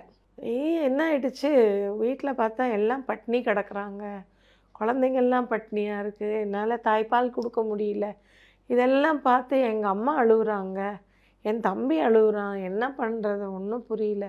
இந்த வீணாக போன மனுஷனை நம்பி இப்படி போயிட்டோமே அப்படின்னு சொல்லி வேறு நினச்சி பிரயோஜனமே இல்லை. இனிமேல் ஃப்யூச்சரில் இதுக்கு ஏதாவது ஒரு வழி பண்ணணும்னு சொல்லிட்டு எங்கள் வீட்டு வேலைக்காரம்மா இருந்தாங்க. குழந்தைய பார்த்துக்க ஒரு அம்மா இருந்தாங்க. அவங்க சொன்னாங்க, பாப்பா கபோர்டில் அவ்வளோ புடவை வச்சுருக்கேன்ல, ஒரு 10 புடவையா கொடு, எடுத்துகிட்டு போய் மார்வாடி கடையில் கொண்டு விற்றுட்டு நான் காசு கொண்டு வந்து தரேன், இப்படி பட்னி கிடக்கணுமா அப்படின்னாங்க. ஏங்க்கா புடவை விற்றா காசு கிடைக்குமா? எனக்கு தெரியாது. புடவை விற்றா காசு கிடைக்குமா? ஆமாம்மா கிடைக்கும் அப்படி சொல்லி அவங்க 10 புடவையா, அப்புறம் 20 புடவையா. சார் நம்ப மாட்டீங்க, கிட்டத்தட்ட 1 வருஷம் நான் புடவை விற்று தான் சாப்பிட்டேன். 1 வருஷம் அந்த புடவைங்களை மட்டுமே விற்று நான் என் பிள்ளைகளையும் என் அம்மாவையும் என் தம்பியும் பார்த்துக்கிட்டேன். இவருக்கும் மெடிக்கல் செலவு. இந்த மாதிரி இருந்ததுதான் 97 நான் எப்படியாவது நடிச்சு ஆகணும்னு வந்துட்டேன். 97 வந்தேன். வந்து தான் இவரோட படம், அந்த பிரசாந்த் ஜோடி படத்துக்கு அந்த டைரக்டர் கீழே வீட்டில் இருந்தார், நாங்கள் மேலே வீட்டில் இருந்தோம். அப்போ அவர் ஏதோ ஹெல்ப் கேட்டாருன்னு பசங்க ஏதோ செஞ்சு கொடுத்தாங்க. உடனே அவர் என்ன பண்ணார், இல்லை அம்மா ஆர்டிஸ்ட் தானே அதான்ப்பா, நட்சத்திரத்தில் அதில் நடித்தவங்க தானே அப்படின்னா. ஆமாம் அப்படின்னா, அம்மாவை கீழே வர சொல்லுங்கப்பா, அம்மாட்ட நான் பேசணும்னாராம். என்ன தம்பி கூப்பிட்டிங்களாமே அப்படின்னேன். அப்போ வந்து இல்லைம்மா, இந்த மாதிரி வந்து நான் படம் பண்ண போகிறேன், ஜோடின்னு ஒரு படம், நாசர் சாருக்கு வைஃபாக நீங்கள் நடிக்கிறீங்களா, மெயின் ரோல் அப்படின்னாரு. பண்ணுறேன்ப்பா அப்படின்னு. அவர் ஆரம்பிக்கிறதுக்குள்ளே சுயம்பரத்துக்கு கூப்பிட்டாங்க. அப்போ சுயம்பரம் பண்ணிட்டு வந்தேன். இவர் நம்ம பாண்டியராஜன் அவருக்கு போய் அம்மாவா பண்ணிட்டு வந்தேன். அதுக்கப்புறம் உதயா படம் வந்தது. அது தானே என் ஃபோட்டோ பார்த்துட்டு அவங்க கூப்பிட்டாங்க. அந்த மாதிரி ஃபஸ்ட்டு அது பண்ணேன். அதுக்கப்புறம் 2வது சுயம்பரம் பண்ணேன். 3வது ஜோடி பண்ணேன். அதுக்கப்புறம் படங்கள் கொஞ்சம் கொஞ்சமாக வர ஆரம்பிச்சது. கொஞ்சம் படங்கள் வர ஆரம்பிச்சது. பிரபுதேவா கூட படங்கள் பண்ணேன். அதான் மனதை திருடி விட்டாய், பெண்ணின் மனதை தொட்டு, அள்ளி தந்த வானம், இந்த மாதிரி நிறைய படம் வந்தது. இந்த படங்கள் எல்லாம் கொஞ்சம் பண்ண ஆரம்பித்து அதில் வர்ற காசு வச்சு இவருக்கு ட்ரீட்மெண்ட்டு பண்ணி எல்லாம் பண்ணேன். நம்ம 2003 ரொம்ப சீரியஸ் ஆகிட்டார். நடக்க முடியல, கண்ணு தெரியல. இப்போ இவருக்கு எல்லா மெடிக்கேஷனும் நான் வீட்டில் கொடுத்துருவேன். ஹாஸ்பிட்டலில் தேவகி நர்சிங் ஹோம் தான், இல்லைன்னா இசபெல்லா, இந்த 2ல் தான் போய் அட்மிட் ஆவார். கொண்டு போய் அட்மிட் பண்ண வேண்டியது 1 லட்சம் 1.25 லட்சம் செலவாகும். இந்த வர்ற காசு எடுத்து அவருக்கு கொடுத்துருவேன். டப்பிங் போவேன், காலையில் எழுந்திருப்பேன், அவருக்கு எல்லாம் சமைச்சு வச்சுட்டு பசங்களை ரெடி பண்ணி ஸ்கூலுக்கு அனுப்பிச்சிட்டு நான் ஷூட்டிங் போய் மத்தியானம் டப்பிங் போவேன். இல்லை சாப்பிட்டது கூட இருக்க மாட்டேன் நான். அந்த மாதிரி 1 to 2 வந்து டப்பிங் பண்ணுவேன். டப்பிங் முடித்து கொடுத்துட்டு அங்கேருந்து திரும்ப செட்டுக்கு போயிட்டு 6 மணி வரைக்கும் வேலை செஞ்சுட்டு திரும்ப 6 மணிக்கு விட்டாங்கன்னா வீட்டுக்கு வந்து கஞ்சி பண்ணி எடுத்துக்கிட்டு அவர் கொண்டே கொடுத்துட்டு அங்கே உட்காந்துருப்பேன். அந்த டாக்டர் தில்லைவள்ளல்னு கார்டியாலஜிஸ்ட்டு, அவர் என்னை பார்த்து கேட்டார், என்ன சாந்திமா, என்ன நீ இப்படி இருக்க அப்படின்னாரு. ஆனால் ஒன்றும் இல்லை டாக்டர் அப்படின்னேன். அம்மா அவன் லூஸாம்மா, அவன் எப்போ பாரு என்னம்மா புலம்பிக்கிட்டே கிடக்குறான், நீ அவனை பார்த்துக்கவே மாட்டேன்னு சொல்கிறான் அவன், ஆனால் நீ வந்து இப்படி உட்காந்துட்ருக்க அப்படின்னாரு. நான் சொன்னேன், அவர் எப்போவுமே என்னை நல்லதே சொன்னது கிடையாது டாக்டர். என்ன அவர் கூட இத்தனை வருஷம் நான் வாழ்ந்துட்டேன், என்ன 20 வருஷத்துக்கு மேலே ஆயிடுச்சு. அவர் நல்லது சொன்னாலும் சொல்லனாலும் நான் நடிக்கக்கூடாதுன்னாரு. நடிக்கக்கூடாதுன்னா ஏன் நடிக்கக்கூடாது? நடிக்கிறவங்க எல்லாரும் கெட்டவங்களா? அவரோட மைண்டில் வந்து சினிமான்னா தப்பு, அதில் போயிட்டா பெண் பிள்ளைங்க தப்பு பண்ணிடுவாங்க அப்படிங்கிற ஒரு எண்ணம் அவர் மனசில் இருந்தது போல். நான் ஒரே ஒரு வார்த்தை தான் சொன்னேன், உங்கள் பொண்டாட்டி தப்பு பண்ண மாட்டேன்ற நம்பிக்கை உங்களுக்கு இருந்தால் என்ன நான் நடிக்க போவேன், நீங்கள் நம்பனா நான் நடிக்க போவேன் நான் இப்படியே செத்து போகிறேன், நீ என்னை தாண்டி போன, தாராளமாக நான் தாண்டி போவேன் உங்களை. எதுக்கு நான் தாண்டி போவேன்னு தெரிஞ்சுக்கோங்க. நீங்கள் வாழ்ந்துட்டீங்க, நான் வாழ்ந்துட்டேன். பசங்க வாழணும், படிக்கணும், எல்லாம் அது இவ்வளோ தான் இருக்காங்க. அவங்கள சாவடிக்க சொல்கிறீங்களா? அப்படியும் ஒரு நாள் அவங்களுக்கு நான் விஷம் கலந்து பாலில் போட்டு எல்லாத்தையும் நாளே முன்னால் உட்கார வச்சுட்டு நம்ம செத்து போயிடலான்னா, பெரிய பொண்ணு ஆமாம் செத்து போயிடலாம், சின்ன குட்டி வந்தால் செத்துடலாம் அப்படின்னுது. அதுங்களை பார்க்கும்போது எனக்கு அந்த மனசு வரல. இவங்க எஸ்எல்லக்ஷ்மி அம்மா ஃபோன் பண்ணிவிட்டு ஜோடி படம் முடிகிற தருணத்தில் அம்மா எனக்கு கால் அடிக்கிறாங்க. நாளைக்கு நீ என்ன ஷூட்டிங் வரமாட்டேன்னு சொன்னியாமே அப்படின்னாங்க. ஆமாம்மா நான் வரமாட்டேன் அப்படின்னேன். ஏன் சாந்தி இப்படி பண்ணுற? உனக்கு என்ன பிரச்சனை? பணம் வேணுமா? நான் தரேன், நீ கவலைப்படாதடி, நான் பார்த்துக்கிறேன் உன்னை நான் தத்தெடுத்துக்கிட்டுமா, உன் பிள்ளைகளை தத்தெடுத்துக்கிட்டுமா? அதெல்லாம் ஒன்றும் வேண்டாம்மா, நான் வரமாட்டேன் நாளைக்கு அப்படின்னு. ஏன்? நான் செத்து போகிறேம்மா, எனக்கு வாழவே பிடிக்கல, அம்மாட்ட சொல்லி நாள ஆரம்பிச்சிட்டேன். உடனே இது பாரு, நான் இப்போ உடனே கிளம்பி உன் வீட்டுக்கு வரேன், நீ எதுவும் தப்பாக முடிவு எடுக்கக்கூடாது அப்படின்னாங்க. இல்லை நீங்கள் வீட்டுக்கெல்லாம் வராதீங்க அப்படின்னா, இல்லை என் மேலே சத்தியமாக நான் உன்கிட்ட வாக்கு வாங்கிக்கிறேன், நீ எந்த தவறான முடிவு எடுக்கக்கூடாது அப்படின்னாங்க. இல்லைம்மா விடுங்க பரவாயில்ல, நான் ஒன்றும் எடுக்கலை அப்படின்னு சொல்லிட்டேன். மறுநாள் காலையில் ஷூட்டிங்க்கு போகல, ரெடி ஆகலை, வண்டி நிற்கிது. அப்புறம் மேனேஜர் வந்தார், மேடம் ரெடி அவங்க மேடம் போயிடலாம் அப்படின்னார். இன்னையோட லாஸ்ட்டு மேடம் முடிச்சிடலாம் அப்படின்னார். சரிங்க வரேன், நீங்கள் ஒரு 5 மினிட்ஸ் வெயிட் பண்ணுங்க, நான் ரெடி ஆகிட்டு வரேன் சொல்லி உள்ளே போயிட்டு டக்குன்னு ரெடி ஆகிட்டு கிளம்பி போயிட்டேன். கிளம்பி போய் அங்கே போனோடனே உள்ளே ஏறினோடனே எஸ்எல்லக்ஷ்மி அம்மா ஒரு அடி அடித்தாங்க என்ன கன்னத்தில், பலாரும் நிறையவும். நான் கேட்டேன் ஏம்மா அடிக்கிறீங்க அப்படின்னேன். என்ன முடிவு எடுத்த நீ? தப்பு இல்லை, நீ வாழ்ந்து குடித்தவர் ஆகிட்ட, உன் பசங்க என்ன சாகணுமா? சாகிறதுக்கு தான் 4 பிள்ளைகளை பெற்று வச்சுருக்கியா ஜீவனை, இந்த வேலையெல்லாம் நீ பண்ணாத, ஒழுங்கு மரியாதையாயிரு அப்படின்னு சொல்லிட்டு, இந்த வில்லியம்ஸை விட்டு முதல்ல நீ வெளில வா, நான் உனக்கு வேறு மாப்பிள்ளை பார்க்குறேன். வயசாயிடுச்சுமா, 40 வயசு 45 வயசு ஆகுது, இனிமேல் என்ன எனக்கு கல்யாணம்? இந்த மனுஷனோட குப்பை கொட்டியே என் வாழ்க்கை போயிடுச்சுமா, இவரோட வாழ்ந்த வாழ்க்கையே பெரிய வாழ்க்கை எனக்கு, இனிமேலாம் யாரையும் கல்யாணம் இல்லை நான் பண்ணிக்க மாட்டேம்மா, விட்டுருங்க அப்படின்னு சொல்லிவிட்டு அப்படியே பேசிவிட்டு அவங்க சிரித்து நான் சிரித்து அப்படியே அந்த படத்தோடு போயிடுச்சு. அதுக்கப்புறம் அவங்க எனக்கு நிறைய ஹெல்ப் பண்ணாங்க அம்மா. எஸ்எல்லக்ஷ்மி அம்மா என்கிட்ட காசு இல்லைன்னா அவங்களே தெரிஞ்சு எனக்கு 5000 ரூபா 10,000 ரூபா கொடுத்து விடுவாங்க. நான் ஏதாவது படத்தில் வரும்போது அம்மாட்ட வீட்டுக்கு போயிட்டு அந்த ஆரைபுரம் போயிட்டு அம்மாவுக்கு காசை கொடுத்துட்டு வருவேன். சில நாள் அவங்க வீட்டிலே தங்கிடுவேன், உட்காந்து அவங்க வீட்டிலே சாப்பிட்டு அம்மாவுக்கு எதாவது சமைச்சு கொடுத்துட்டு கொண்டுட்டு இந்த மாதிரிலாம் பண்ணிகிட்டு இருந்தேன் அந்த டைமில். அந்த மாதிரி அது ஒரு நல்ல ஒரு ஆத்மா சார் எஸ்எல்லக்ஷ்மி அம்மா அவங்க. அதுக்கப்புறம் எனக்கு ரொம்ப ரொம்ப ஹெல்ப் பண்ணவங்க, லெட்டர் கணக்குக்கு எனக்கு ஹெல்ப் பண்ணி என்னை காப்பாற்றின ஒரு அம்மா இருக்காங்க, கேஆர் வத்சலா. ஆமாம், அந்த அம்மா அவங்க என்னோட லைஃப்பில் என்னால் சுத்தமாக அவங்கள மறக்கவே முடியாது. என்னன்னு சொன்னீங்கன்னா, நான் சொன்னேன் இல்லையா, சாப்பாடு இல்லாமல் தண்ணி இல்லாமல் வீட்டில் ஆகாரம் இல்லாமல் குழந்தைங்கள்லாம் வயிற்றில் துணியை போட்டு நான் வயிற்றில் துணியை போட்டு எல்லாம் படுத்து கிடக்குறோம். இந்த லவ்லி படம் முடிஞ்சு வந்த டைமில் கையில் காசு இல்லை. அப்போது சில ப்ரொடியூசர்ஸ் கூப்பிடுவாங்க சார், ஆனால் ஒரு கண்டிஷன் வைப்பாங்க அந்த இடத்துல. அந்த கண்டிஷனுக்கு நான் ஒத்துக்க மாட்டேன். இல்லை சார் அது நமக்கு ஒத்து வராது அப்படின்னு சொல்லிட்டு போயிடுவேன்.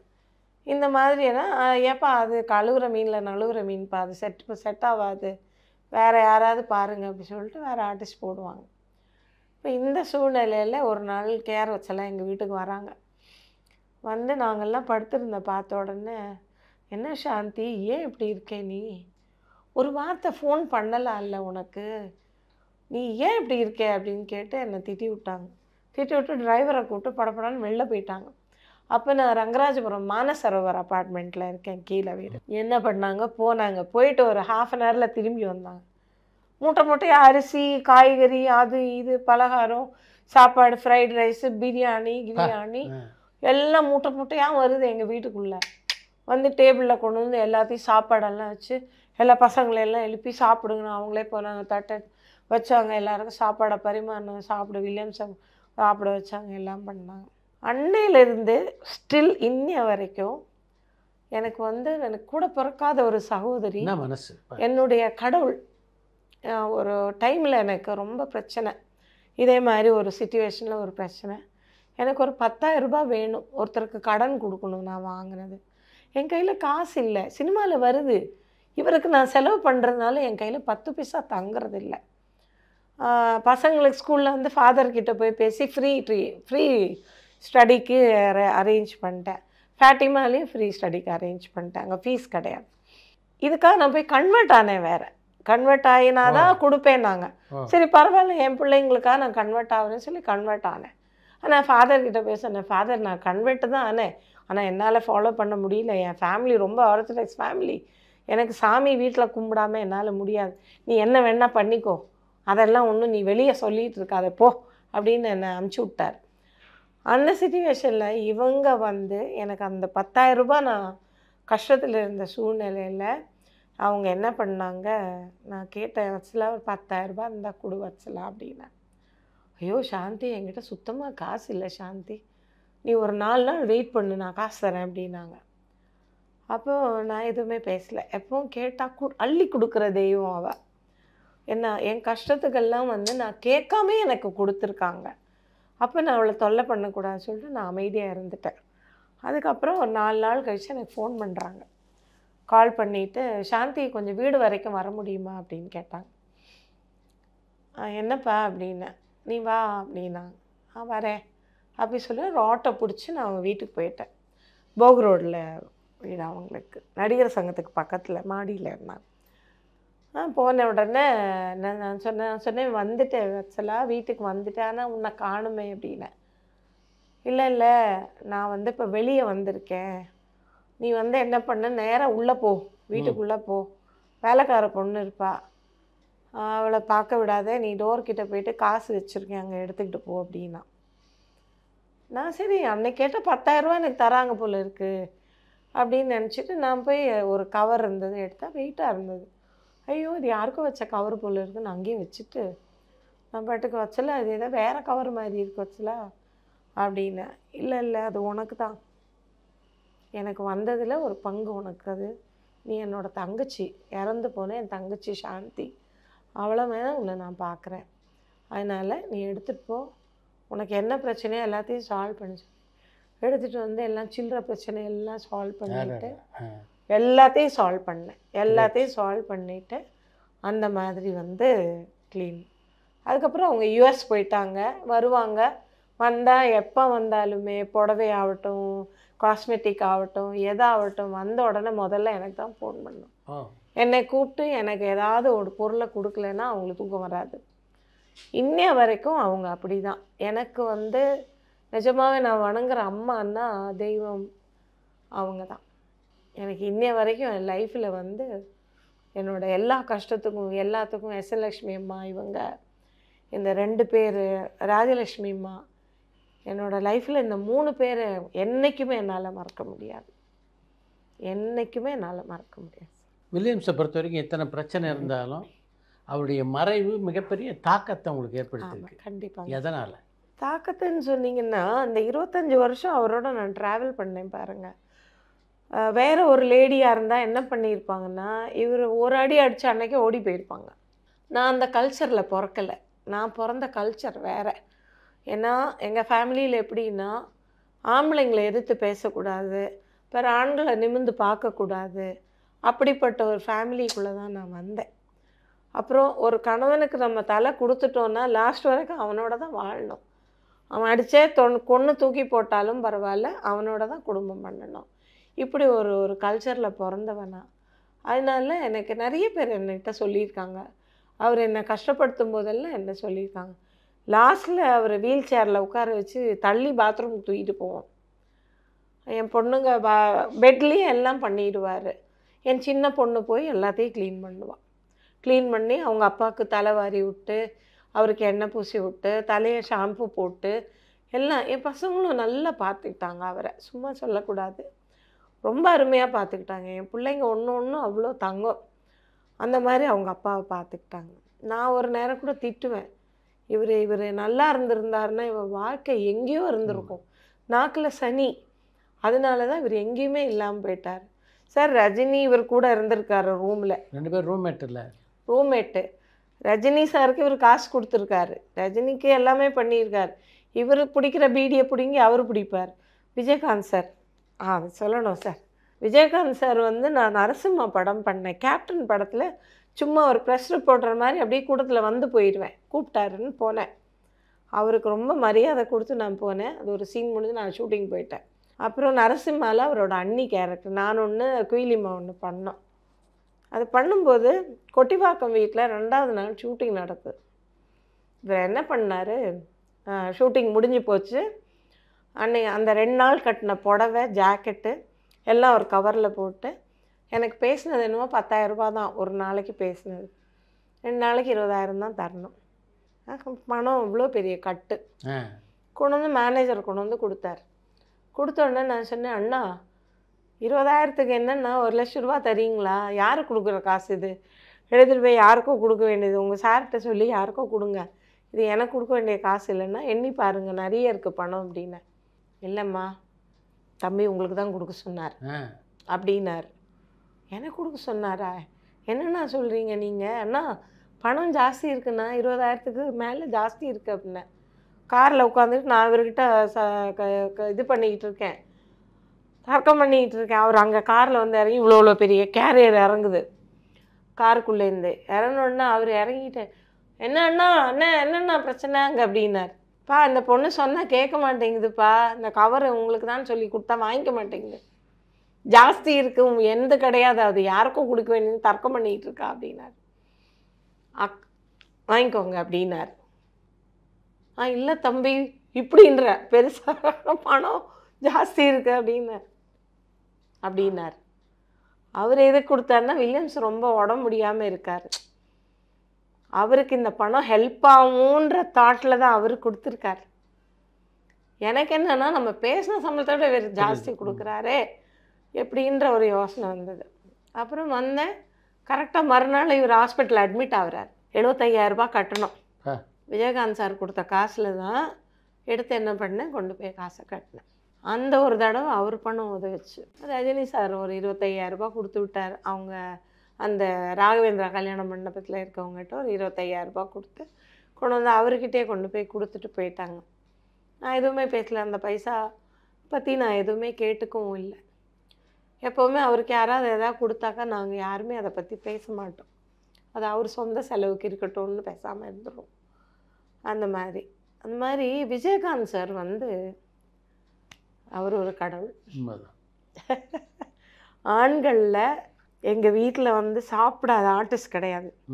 மோகன்லால் கேரியராக தூக்கிட்டு போவார். வந்து எங்கள் அம்மா சமைச்சிட்டே இருப்பாங்க. எங்கள் அம்மா சமையலில் பயங்கர எக்ஸ்பர்ட்டு. மீன் குழம்பு, கேரளா குழம்பு பண்ணணுன்னா பயங்கர எக்ஸ்பர்ட் அம்மா. அம்மியில் தேங்காய் அரைச்சி தான் கூட்டுவாங்க குழம்பு. ஒரு நாளைக்கு 100 பேருக்கு சமைப்பாங்க. அப்படி வில்லியம்ஸ் வந்ததுக்கப்புறம் இஷ்டத்துக்கு வருவாங்க. அங்கே காலி ஆகிட்டே இருக்கும். எங்கள் அம்மா திரும்ப புளியை கரைச்சி குழம்பு பண்ணி எல்லாம் பண்ணிகிட்டே இருப்பாங்க. அந்த மாதிரி மோகன்லால் வந்து அப்படி எடுத்துகிட்டு போனார். மம்முட்டி கரெக்டாக கட்லெட் பண்ணி பசங்களுக்கு வச்சுருப்பேன், வந்து இறங்குவார். காலையில் சொல்லுவார், மோகன்லால் வந்து மம்முட்டி வந்திருக்கான், அவனுக்கு யாராவது சமையன்னுவார். உடனே வேலைக்காரங்க ஓடுவாங்க மார்க்கெட்டுக்கு. அசோக் நகரில் இருந்தோம்.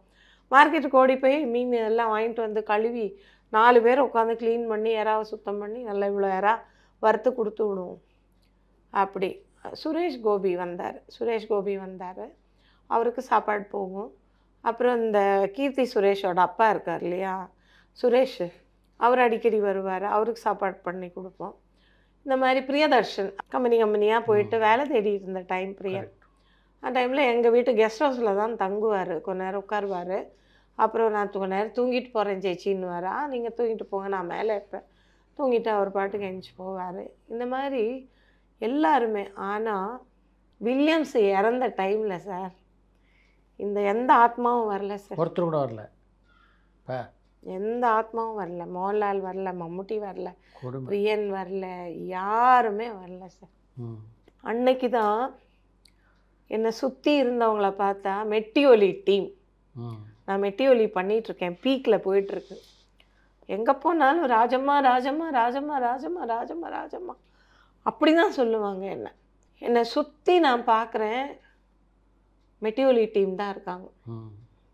என்னோட சீரியல் இண்டஸ்ட்ரி ஆளுங்க தான் என்னை சுற்றி இருக்காங்க. யாரெல்லாமோ வராங்க, 5000 கொடுக்குறாங்க, 10,000 கொடுக்குறாங்க, 2000 கொடுக்குறாங்க, என்னமோ காசை கொடுக்குறாங்க. நான் ஒன்றுமே தெரியல, பாடி இங்கே கிடக்கு, கொடுக்குறது பசங்க தான் எடுத்து எடுத்து வச்சிட்டு இருக்காங்க. இந்த மனுஷன் அப்போ நான் என்ன யோசித்தேன்னா, அந்த லாஸ்ட்டு மொமெண்ட்டில் நான் ஹைதராபாத் போய் அவரை பார்த்துட்டு வந்தேன். பார்த்துட்டு அவருக்கு 4 நாளுக்கு வாய்க்கு ருசியாக காலையில் அவருக்கு மட்டன் குழம்பு, மத்தியானம்னா ஃபிஷ் ஃப்ரை, அப்புறம் ஒரு நாள் நண்டு, எறா, 4 நாள் அவருக்கு என்னெல்லாம் பிடிக்குமோ எல்லாம் நான் உட்காந்து அவருக்கு 4 வேளையும் சமைச்சு போட்டு தான் நான் வந்தேன். வரும்போது நான் சொன்னேன், நீங்கள் என் கூட வந்துடுங்க, நான் வந்து ஃப்ளைட்டு புக் பண்ணி தரேன், நீங்கள் கிளம்பி வந்துடுங்க, இங்கே இருக்க வேண்டாம், எனக்கு இன்னும் இந்த இடம் சரியாக படலை, நீங்கள் வந்து கடைசியில் ஏதாவது தப்பாக போகுது, நீங்கள் வாங்க அப்படின்னு. இப்போ நான் செத்தா என் உசுறு வந்து உங்ககிட்ட வந்து தான் போகும் அப்படின்னாரு. ஹைதராபாத்லேருந்து தூக்கிட்டு வராங்க, இறந்துட்டாருன்னு சொன்னாங்க ஆக்சுவலி முந்தின நாள். ஆனால் உயிர் போகல, எங்கேயோ ஒரு ஓரத்தில் போயிட்டுருக்கு, இப்படி இப்படி அடிக்குது. கொண்டு வந்து என்கிட்ட கொடுக்குறாங்க, நானும் என் பசங்களும் இப்படியே வாங்குகிறோம். வர இப்படியே வந்து என் மேலே அப்படியே வந்து விழுந்து அப்படின்னு போச்சு. அப்போ தான் அந்த ஆத்மா போகுது. அப்போ தான் நான் நினச்சேன், இவருக்கு ஒய்ஃப் இருக்காங்க, அந்த ஒய்ஃப் தான் உயிராக இவர் நினச்சாரு, எல்லாம் பண்ணார். இவருக்கு நான் பிள்ளைங்க பெற்று கொடுத்தேன், எல்லாம் பண்ணேன். இவருக்கு என் மேலே பாசமே கிடையாது. 18 வருஷம் ஒருத்தர் பேச்சுவார்த்தையே இல்லாமல் ஒரே வீட்டுக்குள்ளே வாழ்ந்தோம், இவ்வளவும் இருந்தோம். அந்த உயிர் வந்து என்கிட்ட வந்து தான் போகும்னு சொன்ன வார்த்தை மட்டும் எவ்வளோ கரெக்டாக அவர் காப்பாற்றிருக்காரு அப்படின்னு நினச்சேன். அன்னைக்கு நான் நிஜமாகவே அவருக்காக அழுதேன், அவருக்காக நான் ரொம்ப அழுதேன். அதாவது இந்த பாசம் அப்படிங்கிறது வந்து அவருக்கு காட்ட தெரியல. நிறைய பேர் என்ன சொல்லுவான், அவனுக்கு பாசம்னா என்னன்னு தெரியாதம்மா, கிலோ என்ன விலைன்னு கேட்பான் அவன் அப்படின்னு சொல்லுவாங்க. நான் பாசமாக அவர்கிட்ட பேச போவேன், ஆனால் அவர் வந்து அது என்ன அவருக்கு வேலையா என்ன எதுவுமே தெரியாது. அவர் பாட்டுக்கு அவர் மைண்ட் பண்ணாமல் போயிடுவார். நான் என் பாட்டுக்கு அழுதுட்டு நான் பாட்டுக்கு போயிடுவேன். இவர் இவ்வளோதான் அப்படின்னு நான் ஒரு ஃபிக்ஸ் பண்ணிட்டேன் அவரை. ஆனால் அந்த ஹைதராபாத்தில் அவர் சொன்ன வார்த்தை, காலில் சாஷ்டாங்கமாக விழுந்துட்டார். 18 வருஷமாக நான் உனக்கு துரோகம் பண்ணிட்டேன், என்னை மன்னிச்சிரு. இந்த 18 வருஷமாக நான் வந்து உங்ககிட்ட பேசலை. என்ன காரணம் அப்படின்னா, அவர் ஒரு தப்பு பண்ணிட்டாரு, அந்த தப்பை நான் கண்டுபிடிச்சிட்டு அதை நான் கேட்க போக என்னை அடிக்க வந்தார். நான் ஒரு பெரிய பெட்டியை தூக்கி அவர் அடிக்க போயிட்டு எங்கள் அப்பா ஃபோட்டோ எடுத்து சத்தியம் பண்ணேன், இவர் தான் என் கடவுள், இவர் மேலே சத்தியமாக நீங்கள் இனிமேல் என்னை தொடக்கூடாது. இதே வீட்லேயும் உங்கள் பொண்டாட்டியாக தான் இருப்பேன், ஆனால் நான் வெளியே போக மாட்டேன், இந்த வீட்டில் தான் இருப்பேன், ஆனால் உங்களோட நான் வாழ மாட்டேன். நீங்கள் எந்த பொண்ணை வேணால் கல்யாணம் பண்ணிக்கும், யார் கூட வேணால் இருங்க, என் பிள்ளைங்களுக்கு அப்பாவாக நீங்கள் இருக்கணும், அது மட்டும் போதும். மற்றபடி உங்களை நான் எந்த கேள்வியும் கேட்க மாட்டேன், எதுவும் நான் பேச மாட்டேன்னு நான் அவர்கிட்டே சொல்லிட்டேன். சொல்லி நான் அந்த மாதிரி அந்த ஒரு விஷயம் பண்ணதுனால எனக்கு அவர்கிட்ட பேச்சுவார்த்தையில் கல்யாணம் பண்ணும்போது அவருக்கு 46 வயசு, எனக்கு 19 வயசு, 19 to 20க்குள்ளே என்னோடய வயசு. அப்போ இந்த 26 வயசு வித்தியாசத்தோடைய அனுபவம் தான் எனக்கு அங்கே கிடச்சிட்டு இருந்தது. அவரோட மைண்ட் யோசிக்கிறது வேறு, என்னோட மைண்ட் ஐயோ என் பிள்ளைங்களோட இவர் கொஞ்சம் சந்தோஷமாக வெளியில் போயிட்டு வரணும், அவர் கூட கொஞ்சம் நிம்மதியாக சந்தோஷமாக இருக்கணும், இந்த பிள்ளைங்களுக்கு ஒரு சந்தோஷத்தை கொடுக்க மாட்டேங்கிறாரு. என்னை பற்றி நான் யோசிக்கவே இல்லை. நான் ஆக்சுவலி என்னை பொறுத்த வரைக்கும் நான் ஒரு சன்னியாசி மாதிரியே என் வாழ்க்கையை தள்ளிட்டேன். அப்போ நான் யோசிச்சு கடைசியில் அந்த ஹைதராபாத்தில் சொன்ன வார்த்தையை காப்பாற்றுற மாதிரி இந்த மனுஷன் வந்து உசுரை வந்து கடைசி நிமிஷம் என்கிட்ட தான் போச்சு அப்படின்னு அன்றைக்கி நான் அவ்வளோ அழுதேன். அப்புறம் எல்லாரும் என்ன சமாதானம் பண்ணி எடுத்து போட முடியல. சார் அவர் எந்த கம்யூனிட்டிலையுமே இல்லை, அவர் எந்த கம்யூனிட்டிலையுமே இல்லை, இந்து கம்யூனிட்டிலையும் இல்லை, கிறிஸ்டின் கம்யூனிட்டியில் இல்லை, எதுலேயுமே இல்லை. இவரை நான் எங்கே கொண்டே புதைப்பேன் சொல்லுங்கள். பாடி வந்து ஊத ஆரம்பிச்சிருச்சு. இதுக்கப்புறம் நான் என்ன பண்ணேன், 3 மணி வரைக்கும் அவர் தம்பியை கேட்குறேன், அவர் கேர்லெஸ்ஸா, எனக்கு தெரியாது எங்கே கொண்டு போய் வைக்கணும், எனக்கு இங்கெல்லாம் ஆள் தெரியாது அப்படின்ட்டார். அதுக்கப்புறம் வில்லியம்ஸோட ஃப்ரெண்டு வின்னின்னு ஒருத்தர் மந்தவெளியில் இருக்கார், அவருக்கு ஃபோன் அடித்தேன். வின்சென்ட் ராய் சார் இருக்கார், நடிகர், அவர் கால் அடிச்சு, சார் நீங்கள் 2 பேரும் மந்த வெளி ஆளுங்க, எங்கேயாவது ஒரு கல்லறையில் இவருக்கு ஒரு இடம் ரெடி பண்ணி கொடுங்க, பணம் எவ்வளோ வேணாலும் நான் தரேன், ஆனால் இவர் கல்லறையில் அடக்கம் பண்ணணும். சாந்தி வில்லியம்ஸை அடக்கே ஆகணும் இன்னைக்கு. அது நீங்கள் என்ன பண்ணுவீங்களோ எனக்கு தெரியாது, இல்லைன்னா என் உசுரும் சேர்ந்து அவரோட போகும் அப்படின்ட்டேன். உடனே வின்னி அங்கேருந்து உடனே கார் எடுத்து போயிட்டு வின்சென்ட் ராய் சார் போய் ஃபாதரை பார்த்து மந்தவெளி லாசரஸ் சர்வரில் போயிட்டு அவர் ஃபாதரை பார்த்து உடனே 5000 ரூபாய் அங்கே டொனேஷன் கொடுத்து கல்லறைக்கு போயிட்டு அங்கே ரெடி பண்ணி அங்கே எல்லாம் வாங்கி அங்கே உடனே எல்லாத்தையும் ரெடி பண்ண சொல்லி கரெக்டாக கிழக்கு முகமாக எனக்கு வீடு கட்டணும்னு சொன்னார். வேப்ப மரம் இருக்கணும் என் வீட்டு வாசலில், நான் வந்து கிழக்கு முகமாக தான் எனக்கு இருக்கணும் அப்படின்னு இருந்தார். கரெக்டாக அந்த குளிச்ச இடம் கிழக்கு முகமாக தான் இருக்கும். அவர் சூரியன் கரெக்டாக எழும்பும் போது இவர் மூஞ்சியில் தான் விழும், அவரோட கல்லறை மேலே தான் விழும். அதேமாரி வேப்ப மரம் எவ்வளோன்னு இருந்த வேப்ப மரம் இப்போது படர்ந்து அவருக்கு மறைப்பு கொடுத்துட்டு நிற்கிது. இத்தனை வருஷத்தில் 19 வருஷம் ஆயிடுச்சு சார். போன 26ஆம் தேதி February 20 19 வருஷம் ஆயிடுச்சு அவர் இறந்து. இன்றைக்கும் என்னோட கடமை என்னமோ, அவர் இறந்த நாளோ அவர் பிறந்த நாளோ இல்லை வந்து ஆல் சோல்ஸ் டேன்னு வரும், ஆன்மாக்கள் தினம்னு நவம்பர் 2ஆம் தேதி வரும், நான் கரெக்டாக போயிடும். நாங்கள் போய் காலையிலேயே போய்ட்டு எனக்கு வேலை இருக்குன்னா பர்மிஷன் சொல்லிவிட்டு காலையிலேயே போய் அவருக்கு என்னென்ன செய்யணுமோ போகும்போதே இட்லி சாம்பார் வடை அவருக்கு சிகரெட் பேக்கெட்டு எல்லாத்தையும் வாங்கிடுவேன். அதில் இன்னும் கூத்து என்னென்னா அந்த சமாதியில் அந்த சிகரெட்டுக்கு என்ன வேல்யூ ஆச்சுன்றது தான் எனக்கு ரொம்ப ஆச்சரியமாக இருந்தது. என் பொண்ணு என்ன பண்ணா தம்பிக்கிட்ட கையில் கொடுத்து அந்த சிகரெட்டை கொஞ்சம் பற்ற வச்சு ஒரு பஃப் பண்ணிட்டு கொடுறா அப்படின்னா, அவன் என்ன பண்ணால் ஒரு பஃப் பண்ணி கொடுத்தா அவர் கல்லறை மேலே வச்சோம். 2 பூ வச்சுட்டு அதுக்கு நடுவில் அந்த சிகரெட் வைக்கிறோம். புஃப் புஃப் புஃப்னு எரிஞ்சு அப்படி போகுது, சுருட்டி அப்படி போகுது, புஃப் புஃப்னு எரிஞ்சு. கொஞ்ச நேரத்தில் பார்க்குறேன் சிகரெட் ஃபுல்லாக காலி.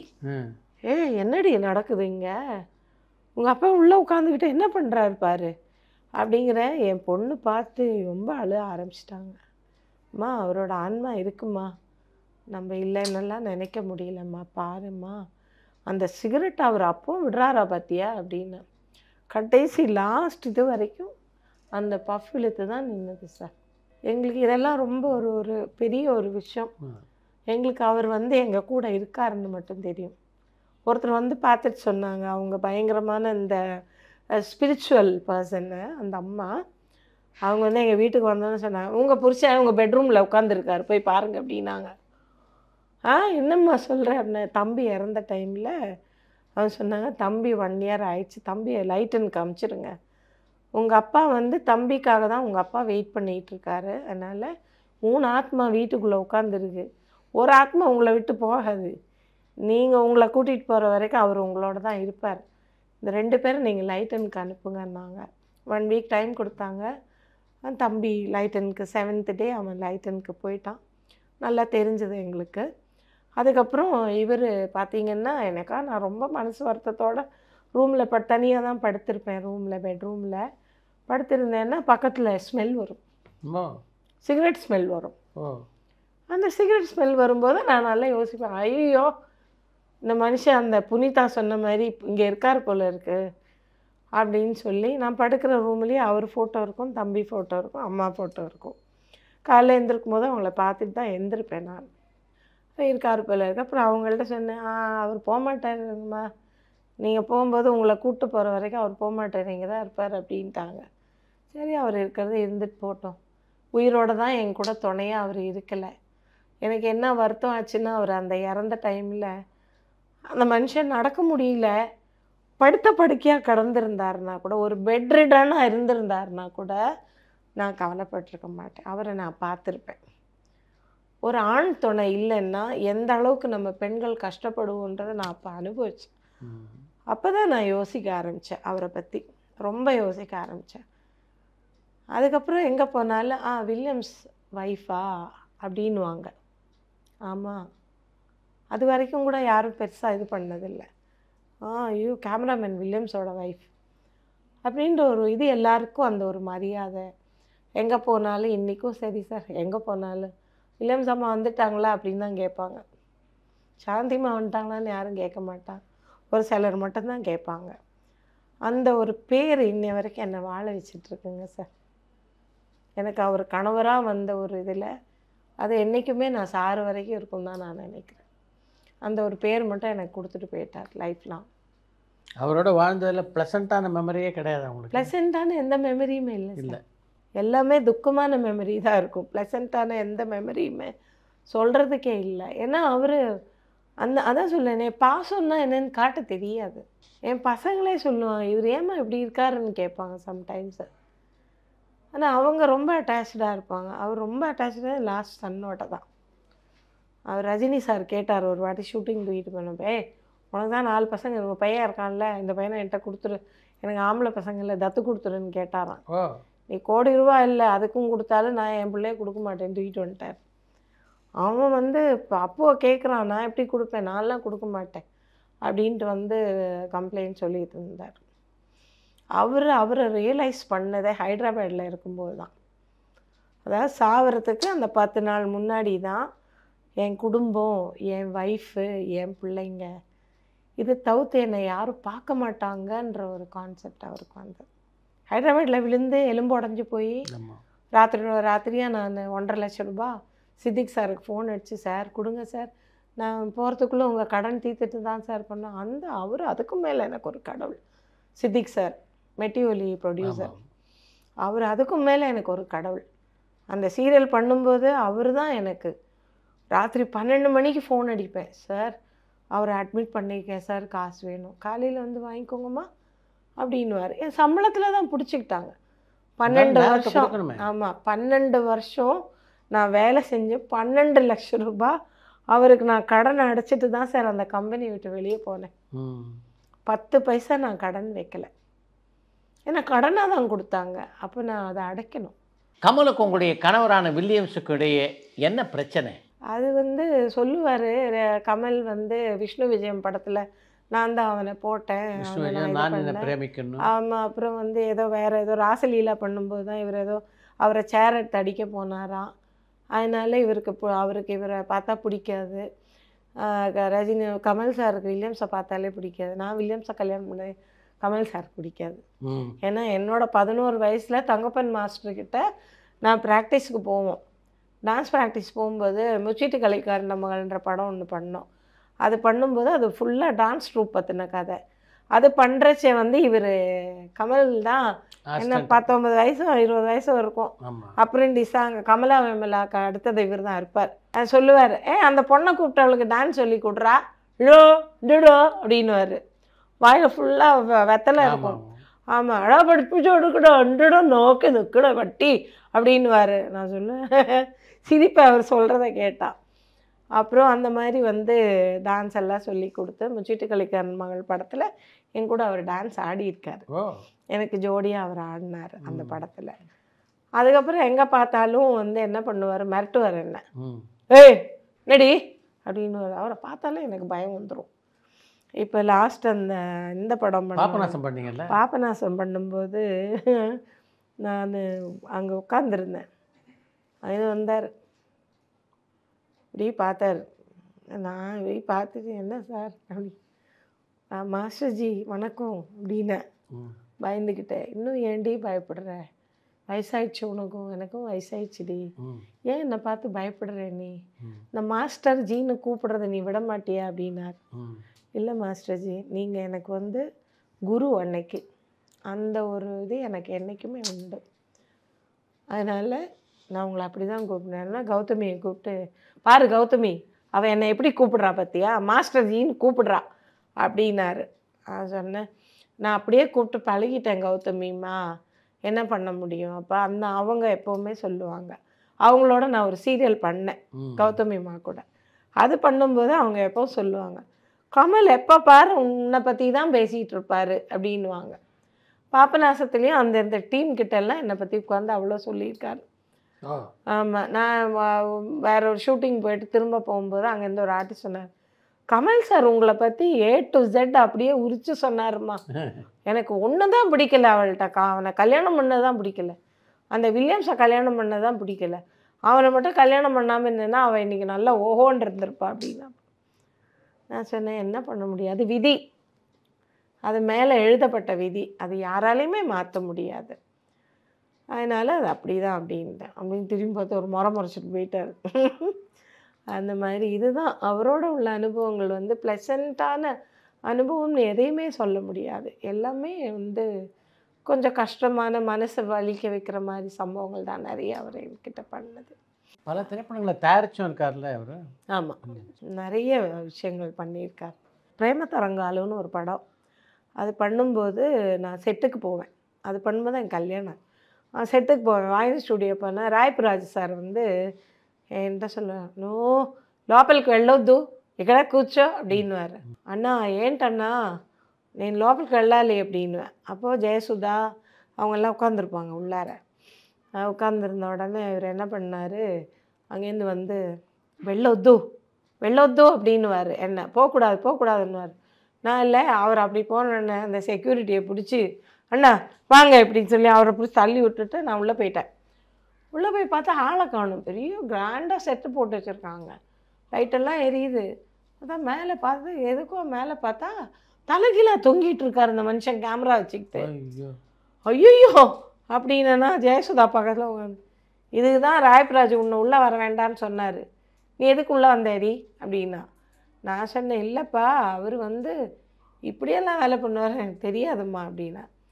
அதுக்கப்புறம் அப்படியே ஃபுல்லாக அன்றைக்கி நைட்டு பூரா அங்கே உட்காந்து இவர் பண்ணுற இந்த வேலையெல்லாம் பார்த்து உட்காந்துருந்தேன் நான். அப்புறம் ஒரு வாட்டி எனக்கு ஃபோன் வந்தது, பாம்பு பிளாஸ்டில் அவர் இறந்து போயிட்டாருன்னாங்க. உயிரே போயிடுச்சு. என்ன பண்ணுறது, ஒன்றும் பண்ணுறதுக்கு இல்லை. அப்புறம் கிளம்பி கேரளா போய் அவரை பார்த்துட்டு அவரை சமாதானம் பண்ணிவிட்டு அப்படியே இது பண்ணிட்டு வந்துட்டேன் நான். இவர் இந்த மாதிரி வேலையெல்லாம் பண்ணுவார். பில்டிங் மேலே ஏற சொன்னால் லைட்மேன் கயிறு கட்ட அப்படின்வார். ஏன் கயிறு கட்ட சொல்கிறாரு அப்படி போய் பார்த்தா இந்த பக்கம் ஒரு லைட்மேன், இப்போ இப்படி ஒரு லைட்மேன், அந்த பக்கம் 2 லைட்மேன் கயிறை கட்டிட்டு நிற்பாங்க. இவர் குடுன்னு அந்த நெட்டுக்குள்ளே கேமராவை போட்டுருவார். போட்டுட்டு அந்த மரம் அத்தனையோ அடி மரம், அந்த மரத்து மேலே ஏறி போகிறார். மரத்து மேலே ஏறி போனோன்னு லைட்மேன் என்ன சொல்லி, இந்த பைத்தியக்காரன் போகிறான்டா டா உழுது வச்சிருப்போம் டே, கயிறை பத்திரமா பிடிச்சிக்கோடான்றாரு இவர் இந்த லைட்மேன் அண்ணா. இப்போ எங்களோட செட்டில் ஒர்க் பண்ணுறாரு அந்த அண்ணா. அம்மா அவன் பண்ணுற அட்டூழியம் எல்லாம் கொஞ்சம் நஞ்சம் இல்லைம்மா, இவனை வச்சுக்கிட்டு நாங்கள் தாம்மா தாக்கு பிடிக்கிறோம், நீ எப்படிம்மா இவனை வீட்டில் வச்சு கண்ட்ரோல் பண்ணுற அப்படின்னு கேட்டார் அவர் என்ன. அந்த மாதிரி நிறைய சாகச வேலைகள். பெஸ்ட் சினிமாட்டோகிராஃபர் அவரை மாதிரி. ஏன்னா ஜாக்கி சான் வந்து இவருக்கு ஒரு அப்ரிசியேஷன் கொடுத்து ஒரு சின்ன மொமெண்ட்டை கொடுத்தாரு. ஜப்பானில் போய் அவருக்கு ஒரு ஷாட் எடுத்து கொடுத்துட்டு வந்தார். ஆமாம், அந்த கிளாஸ் உடஞ்சி விழும், அதில் வந்து ஜாக்கி சான் வந்து விழுவார், மேலேருந்து கீழே விழுவார். அந்த விழுந்ததோட கேமராவில் இந்த மனுஷன் இறங்கியிருக்காரு. அதை பார்த்த உடனே அவருக்கு வெளுத்து போச்சான் ஜாக்கி சானுக்கு. ஏன் இவன் மனுஷனா இல்லை வேறு ஏதாவதா, என்ன இவன் இப்படி இறங்குறான் அப்படின்னு கேட்டாராம். அந்த கிளாஸ் உடஞ்சி விழுது இல்லையா, அது ஒரு பெரிய ஸ்லாப் மாதிரி விழுந்திருக்கு, அதிலே ஃபிக்ஸ் பண்ணி இறங்கிட்டார் கீழே. அப்போ அவர் அதான் சொன்னாராம், இந்த தர்மேந்திரா அவர் ஒரு ஹிந்தி படம் பண்ண போனப்போ தர்மேந்திரா சாரும், ஐயோ இவன் மனுஷனே கிடையாது, இவன் என்ன இந்த மாதிரி சாகச வேலையெல்லாம் பண்ணுறாரு அப்படின்னா, போன இடத்துல எல்லா படத்துலேயுமே அவர் ஏதாவது ஒரு சாகச வேலை. தௌத்தியன்னு ஒரு படம், பிளெயின் கிராஷ் ஆகும், அதில் அந்த கிராஷ் ஆன ஃப்ளைட்டில் உட்காந்து இவர் ஷாட் எடுத்திருக்காரு. ஒரு மரத்தை வந்து அப்படியே கிழிச்சுக்கிட்டு வரும் அந்த ஃப்ளைட்டு, அதில் அடிபட்டால் என்ன ஆகும், ஏதாவது ஒரு மரப்பீஸு உடம்புக்குள்ளே நுழைஞ்சிட்டா கூட ஆள் அப்போவே போயிடுவார். ஆனால் அவர் அந்த அளவுக்கு. இப்போது ஒரு ரீசண்டாக அவர் இறந்த நாள் அன்னைக்கு ஏதோ ஒரு மேகசினில் அவர் பற்றி ஃபுல்லாக ரிவ்யூ போட்டிருக்காங்க. எனக்கு ஒருத்தர் அனுப்பிச்சி கொடுத்தாரு, மணின்னு சொல்லிட்டு ஒரு மேக்கப் மேன், உங்களை பற்றி உன் ஃபேமிலி பற்றி எல்லாம் போட்டிருக்காங்கம்மா அப்படி. மணிரத்னம் சங்கர்னு 2 முக்கியமான இயக்குனருடைய படங்களில் நடித்த அனுபவம் எப்படி இருந்தது? சங்கர் சாரோட ஒர்க் பண்ணது எனக்கு ரொம்ப பெரிய அனுபவம். ஏன்னா அவர் வந்து என் ஹஸ்பண்ட் இறக்குறதுக்கு முன்னே தான் நான் அன்னியன் படம் பண்ணிகிட்டு இருந்தேன். அது வந்து கம்பல்சரியாக எனக்கு சாந்தி வில்லியம்ஸ் தான் வேணும் அந்த கேரக்டருக்கு, விக்ரமோட மதர் ரோலுக்கு அவங்க தான் மாமியாக செட் ஆவாங்கன்னு சொல்லி சொன்னாருன்னு சொல்லிட்டு நான் போனேன். போனால் ஃபஸ்ட்டு டே அந்த கேரவனில் புடவையெல்லாம் தொங்க போட்டிருந்தாங்க, எடுத்து இதை மாமி மாதிரி கட்டிக்கோங்கன்னா, சரி நான் கட்டிக்கிட்டு போனேன். போயிட்டு ஷார்ட் எல்லாம் எடுத்தாங்க, எல்லாம் முடிஞ்சது. ஃபோட்டோ ஷூட் எடுத்து முடிச்சுட்டு அனுப்பிச்சிட்டாங்க. Shooting start ஆகுதும்மான்னாங்க. சரி ஓகே சார் அப்படின்னேன். 20 நாள் டேட்டு வரும்மா, அதில் மிஞ்சி வந்தால் ஒரு 8 நாள் 10 நாள் தான் வரும், அதுக்கு மேலே வராது. ஆனால் 20 நாள் நீங்கள் கணக்கு பண்ணிக்கோங்கன்னு சொல்லிட்டாங்க மேனேஜர். ஓ சரிப்பா அப்படின்னு சொல்லிட்டு பேசி எல்லாம் ஃபிக்ஸ் ஆகிடுச்சு. அவர் கூட நான் காலையில் ஒர்க் பண்ணும்போது இப்படி அது என்ன ஒரு இடம், ஊர் பெருமாள் கோயிலெல்லாம் இருக்கும், நஸ்ரத்பேட்டுன்னு நசரத்பேட். ஆமாம், அந்த பெருமாள் கோயில். இவர் அப்படி வெளியே உட்காந்துருப்பார், கால் மேலே கால் போட்டு சிகரெட்டை பிடிச்சிட்டு உட்காந்துருப்பார். நான் காரில் வந்து இறங்கும்போது முதல்ல எனக்கு தெரியல, நான் பாட்டுக்கு படபடான்னு இறங்கி குங்குமம் விபூதி பட்டை எல்லாம் ஃபுல்லாக இருக்கும், அப்படியே இறங்கி இப்படி வருவேன். வந்த ஒரு நாள் பார்த்து டப்புன்னு சிகரெட்டை மறைச்சிட்டாரு. இப்படி பார்த்தேன், இவர் என்ன சிகரெட்டை மறைக்கிறாரே, ஐயோ பாவம், நம்மளால் அவருக்கு ஒரு அன்கம்ஃபர்டபுள் ஆயிடுச்சே, நாளையிலேருந்து இந்த வேலை நம்ம பண்ணக்கூடாது அப்படின்னு சொல்லிட்டு மறுநாள்லேருந்து நான் அங்கே இறங்கி சுற்றி போவேன் வீட்டுக்கு. அந்த வீட்டுக்கு வந்து என்ன பண்ணுவார், தேடுவார், சாந்திமா வந்துட்டாங்களா, சாந்திமா எங்கே அப்படின்னு கேட்பார். மைக்கில் கூப்பிடுவார், சாந்திமா அம்மா வந்துட்டீங்களா அப்படின்வார். நல்லா பேசுவார், ரொம்ப தங்கமான பிள்ளை, நல்லா பேசுவார், ரொம்ப அன்பாக பேசுவார். அதுக்கப்புறம் அவர் என்ன பண்ணார், அந்த செட்டு முடிகிற வரைக்கும் பண்ணால் வில்லியம்ஸ் இறந்தப்போ அவரோட அக்கௌண்ட்லேருந்து எனக்கு 25,000 ரூபா கொடுத்தாரு. மூர்த்தின்னு ஒருத்தர் தான் மேனேஜர், அவர் தான் கொண்டு வந்து கேஷ் கொண்டு வந்து கொடுத்தாரு. கொடுத்து அந்த மாதிரி வந்து ஒரு நல்ல கம்பெனி, அந்த கம்பெனி விட்டு நான் வெளியே வரும்போது நல்ல பேர் எடுத்து தான் வெளியே வந்தேன். சாந்தி வில்லியம்ஸ் மாதிரி ஒரு ஆர்டிஸ்ட் பார்க்க முடியாது. 20 நாள் கேட்டோம், அந்த அம்மா கேட்ட டேட்லெல்லாம் வந்து சும்மா கூட உட்காந்து போயிருக்காங்க, ஒரு பிரச்சனை இல்லை, ஒன்றும் இல்லை. அவங்க பாட்டுக்கு வந்தாங்க, அமைதியாக இருப்பாங்க, சாப்பாடு கொடுத்தா சாப்பிடுவாங்க, அப்படியே அவங்க பாட்டுக்கு இருந்து போயிட்டாங்கன்னு சங்கர் சார் சொன்னாராம். அதுக்கப்புறம் எனக்கு அவரை பார்க்க முடியல, பார்க்குறதுக்கான சூழ்நிலையும் செட் ஆகலை. அதனால நான் அப்படியே விட்டுட்டேன். நமக்கு பின்ன யாராவது கூப்பிட்டா தான் நம்ம போக முடியும், நம்மளாக போய் யாருக்கிட்டேயும் போய் பார்க்குற அளவுக்கு எனக்கு கொஞ்சம் அது ஒரு கூச்ச சுபாவம். வேண்டாம், நான் போய் கேட்டால் கண்டிப்பாக சங்கர் சார் எனக்கு வேலை கொடுப்பார், அது எனக்கு கான்ஃபிடெண்ட்டாக தெரியும். அதனால் எதுக்கு போய் அவங்கள தொல்லை பண்ணணும், நம்ம இப்போதைக்கு நம்ம ஏதோ ஒரு வேலை பண்ணிட்டு தான் இருக்கோம், ஃப்ரீயாக இல்லை, 10 நாளாவது நம்ம வேலை செய்கிறோம் அப்படிங்கிற ஒரு இதில் நான் அப்படியே. மணிரத்னம் சார் கூட வந்து நான் ஆயுத எழுத்து பண்ணேன். டும் டும் டும் பண்ணும்போது அவர் வேற ஒரு டைரக்டர் இருந்தார், அழகன் பெருமாள் சார், அவர் தான் உதயா பண்ணது. அப்போ அதனால நிறைய சீன்ஸ் எடுத்தாங்க. ஆனால் கடைசியில் என்ன பண்ணிட்டாங்கன்னா சீன்ஸ் எல்லாம் ட்ரிம் பண்ணிட்டாங்க. சாந்தி வில்லியம்ஸுக்கு தகுந்த இது இல்லை, அது அவங்களே வில்லியாக காட்டுறீங்க இதில் அப்படின்னு சொல்லிட்டு கொஞ்சம் வில்லத்தனமாக பண்ண சொன்னாங்க. அதனால எல்லாத்தையும் ட்ரிம் பண்ணி 1 2 3 சீன்ஸ் தான் வரும் அதில். அதுக்கப்புறம் ஆயுத எழுத்தில் வந்து என்ன பண்ணியிருக்காங்க, யாராவது நல்ல ஆர்டிஸ்ட் வேணும், Bharathi Raja sir wife character 2 shot தான் வரும்னாராம். இவங்க என்ன பண்ணிட்டாங்க, எனக்கு ஃபோன் அடித்து நீங்கள் வந்துருங்கம்மான்னாங்க. ஏன்னா மணிரத்னம் சாரோட டைரக்ஷனில் நடிக்கணும் எனக்கு, அது ஒரு பெரிய ஒரு விஷயம். அதனால நான் என்ன பண்ணேன், வந்துடுறேன்னு சொல்லிட்டு காலையிலேயே போயிட்டேன், 7 மணிக்கெல்லாம் போயிட்டேன். போய் நான் போய் உட்காந்துட்டே இருக்கேன். இங்கே என்ன பண்ணாங்க, கூப்பிடவே இல்லை. 6 மணி ஆயிடுச்சு. அவர் மேலெல்லாம் ஷார்ட் எடுத்து முடிச்சு கீழே வந்தார். வந்தவர் ரெஸ்ட் ரூம் போகிறதுக்காக போனவர் என்னை பார்த்தார். அம்மா வணக்கம் சார். அம்மா என்னம்மா நீங்கள் இங்கே அப்படின்னா, இல்லை சார் ஏதோ பாரதி ராஜா சார் வைஃப் கேரக்டராக 2 ஷார்ட் வரும்னு கூப்பிட்டாங்க, நீங்கள் கூப்பிட்டீங்கன்னு சொன்னாங்க சார், அதான் வந்தேன். எப்போ வந்தீங்க அப்படின்னாரு. காலையிலேயே வந்துட்டேன் சார் அப்படின்னா. 1 நிமிஷம் பிரியா அப்படின்னாரு. பிரியாவை கூப்பிட்டாரு, நசீரை கூப்பிட்டாரு, விடு விடுன்னு திட்டினாரு. எதுக்கு நீங்கள் இந்த அம்மா எவ்வளோ ஃபேமஸான ஆர்டிஸ்ட்டு, பிஸியஸ்ட் ஆர்டிஸ்ட்டு, இவங்களை வந்து நீங்கள் கூப்பிட்டு வந்து காலையிலேருந்து இந்த ரூமில் அடைச்சி வச்சுருக்கீங்க, என்ன நினச்சிருக்கீங்க, பிடிச்சி சார் நான் முதல்ல அம்மாவை அனுப்புங்க அப்படின்னா. நான் சொன்னேன் நான் போக மாட்டேன், இந்த 2 ஷாட் நடிக்காமல் நான் போக மாட்டேன்னா. ஏம்மா இல்லைம்மா அது சும்மா வேஸ்ட்டுமா, பரவாயில்ல உங்கள் டைரக்ஷனில் நான் நடித்தேன்னு எனக்கு ஒரு பெருமை, அதனால நீங்கள் காசு பணம்லாம் எனக்கு தர வேண்டாம், நான் நடித்து கொடுத்துட்டு போகிறேன் ப்ளீஸ் சார் அப்படின்னு. அப்படியாம்மா சரிம்மா இந்த உடனே ஷார்ட் ரெடி பண்ணுறேன்னு மேலே வந்து மாதவனை ஒரு காஃபி கப் எடுத்துகிட்டு போவேன், அதை விட நடுங்கி கீழே போடுற மாதிரி ஷார்ட்டு, அதை ஒரே ஷார்ட்டில் முடிச்சுட்டு கீழே வந்தாச்சு. அடுத்தது வந்து படி ஏறி போவார், டவல் எடுத்துகிட்டு பின்னாலேயே ஓடி போகிற மாதிரி ஷார்ட் எடுத்தாங்க. முடிச்சோடனே கவர் கொண்டு வந்து கையில் கொடுத்தாங்க. அதெல்லாம் வேணாம் அப்படின்னேன். 2 ஷாட்டு தான் நடிச்சிருக்கேன், பரவாயில்லப்பா அப்படின்னேன். இல்லைம்மா சார் திட்டுவார் அப்படின்னாங்க. அப்போ சந்தோஷமாக வாங்கிட்டு நான் பாட்டுக்கு வந்துட்டேன். அதே மாதிரி பாலச்சந்தர் சார் திருமலை படத்துக்காக நான் கேரளாவில் ஷூட்டில் இருக்கேன், சீரியல் பண்ணிகிட்டு இருந்தேன். அந்த ஷூட்டுக்காக என்னை கூப்பிடுறாரு. சாந்திமா அப்படின்னாரு. ஐயா அப்பா சொல்லுங்கப்பா அப்படின்னேன். நான் அவரை மனசார அப்பான்னு தான் கூப்பிடுவேன். சொல்லும்மா, என்னம்மா, எங்கம்மா இருக்கேன்? கேரளாவில் இருக்கேன்ப்பா, ட்ரிவாண்ட்ரத்தில் இருக்கேன்ப்பான்னு. நீ கொஞ்சம் வந்துட்டு போக முடியுமா, இன்றைக்கி நைட் ஷூட் இருக்குடா அப்படின்னாரு. வந்துடுறேன்ப்பா அப்படின்னேன். உடனே அடித்து பிடிச்சி அங்கே 10,000 ரூபா ஃப்ளைட் டிக்கெட். அப்போ அன்றைக்கி ஈவினிங் கிளம்புனோன்னா 10,000 கொடுத்தா டிக்கெட் கிடைக்கும். ஓகே சொல்லிட்டு டிக்கெட் எடுத்து ஏர்போர்ட்டில் வந்து இறங்கி ஏர்போர்ட்டில் கார் நினச்சி நேராக வந்தேன். திருமலை ஷூட் அந்த இது செட்டு போட்டிருந்தாங்க சாலிகிராமத்தில். வந்து என்ன பண்ணேன், உள்ளே போய் உட்காந்தேன். விஜய்க்கு ஒரு ரூம் கட்டியிருக்காங்க.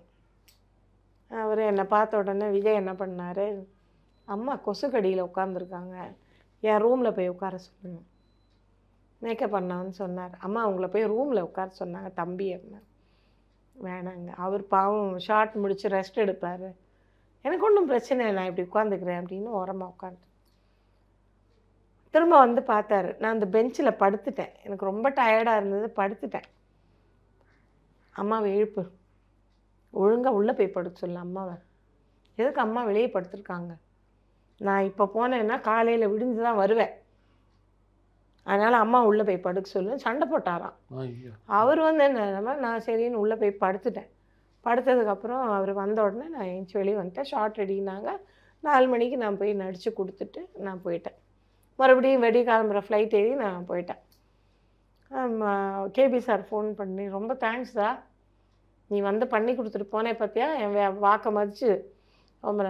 அவங்களோட ப்ராஜெக்ட் 24 ப்ராஜெக்ட் பண்ணிக்கிறேன்.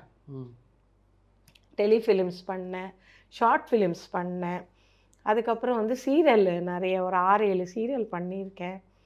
அந்த மாதிரி கடைசியாக சாந்தி நிலையம் அவரே வந்து டைரக்ஷன் வந்தார். வந்த உடனே நான் கேட்டேன், அப்பா வந்திருக்காரா அப்படின்னு. ஆமாம், அவர் தான் டைரக்ஷன் பண்ணுறாரு. ரொம்ப சந்தோஷம் எனக்கு. அவர் டைரக்ஷனில் நடிக்க நான் கொடுத்து வச்சுருக்கணும். காலைல வந்து இறங்கணும், போய் கால் தொட்டு கும்பிட்டுட்டு நான் பாட்டுக்கு ரூம் போய் உட்காந்துட்டேன்.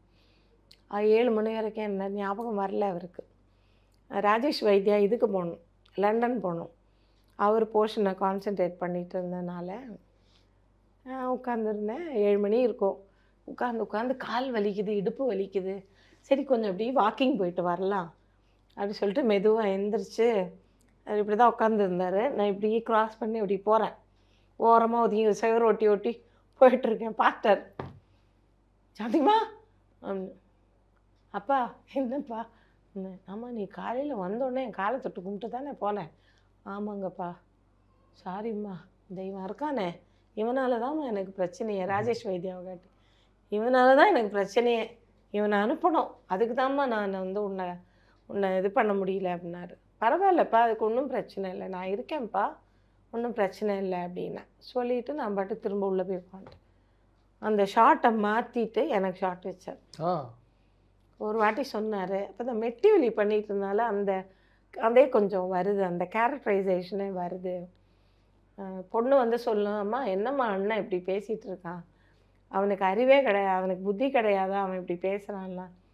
இன்றைக்கி நேற்றுக்காக பார்த்துட்ருக்கேன் அவனை, 30-35 வருஷமாக பார்த்துட்ருக்கேன் அவனை, அவன் எப்படி பேசுவான்னு எனக்கு தெரியாதா, போ அப்படின்னு சொல்லணும். சொல்லிட்டேன். சாந்திமா, நோ நெகட்டிவ் அண்ணா.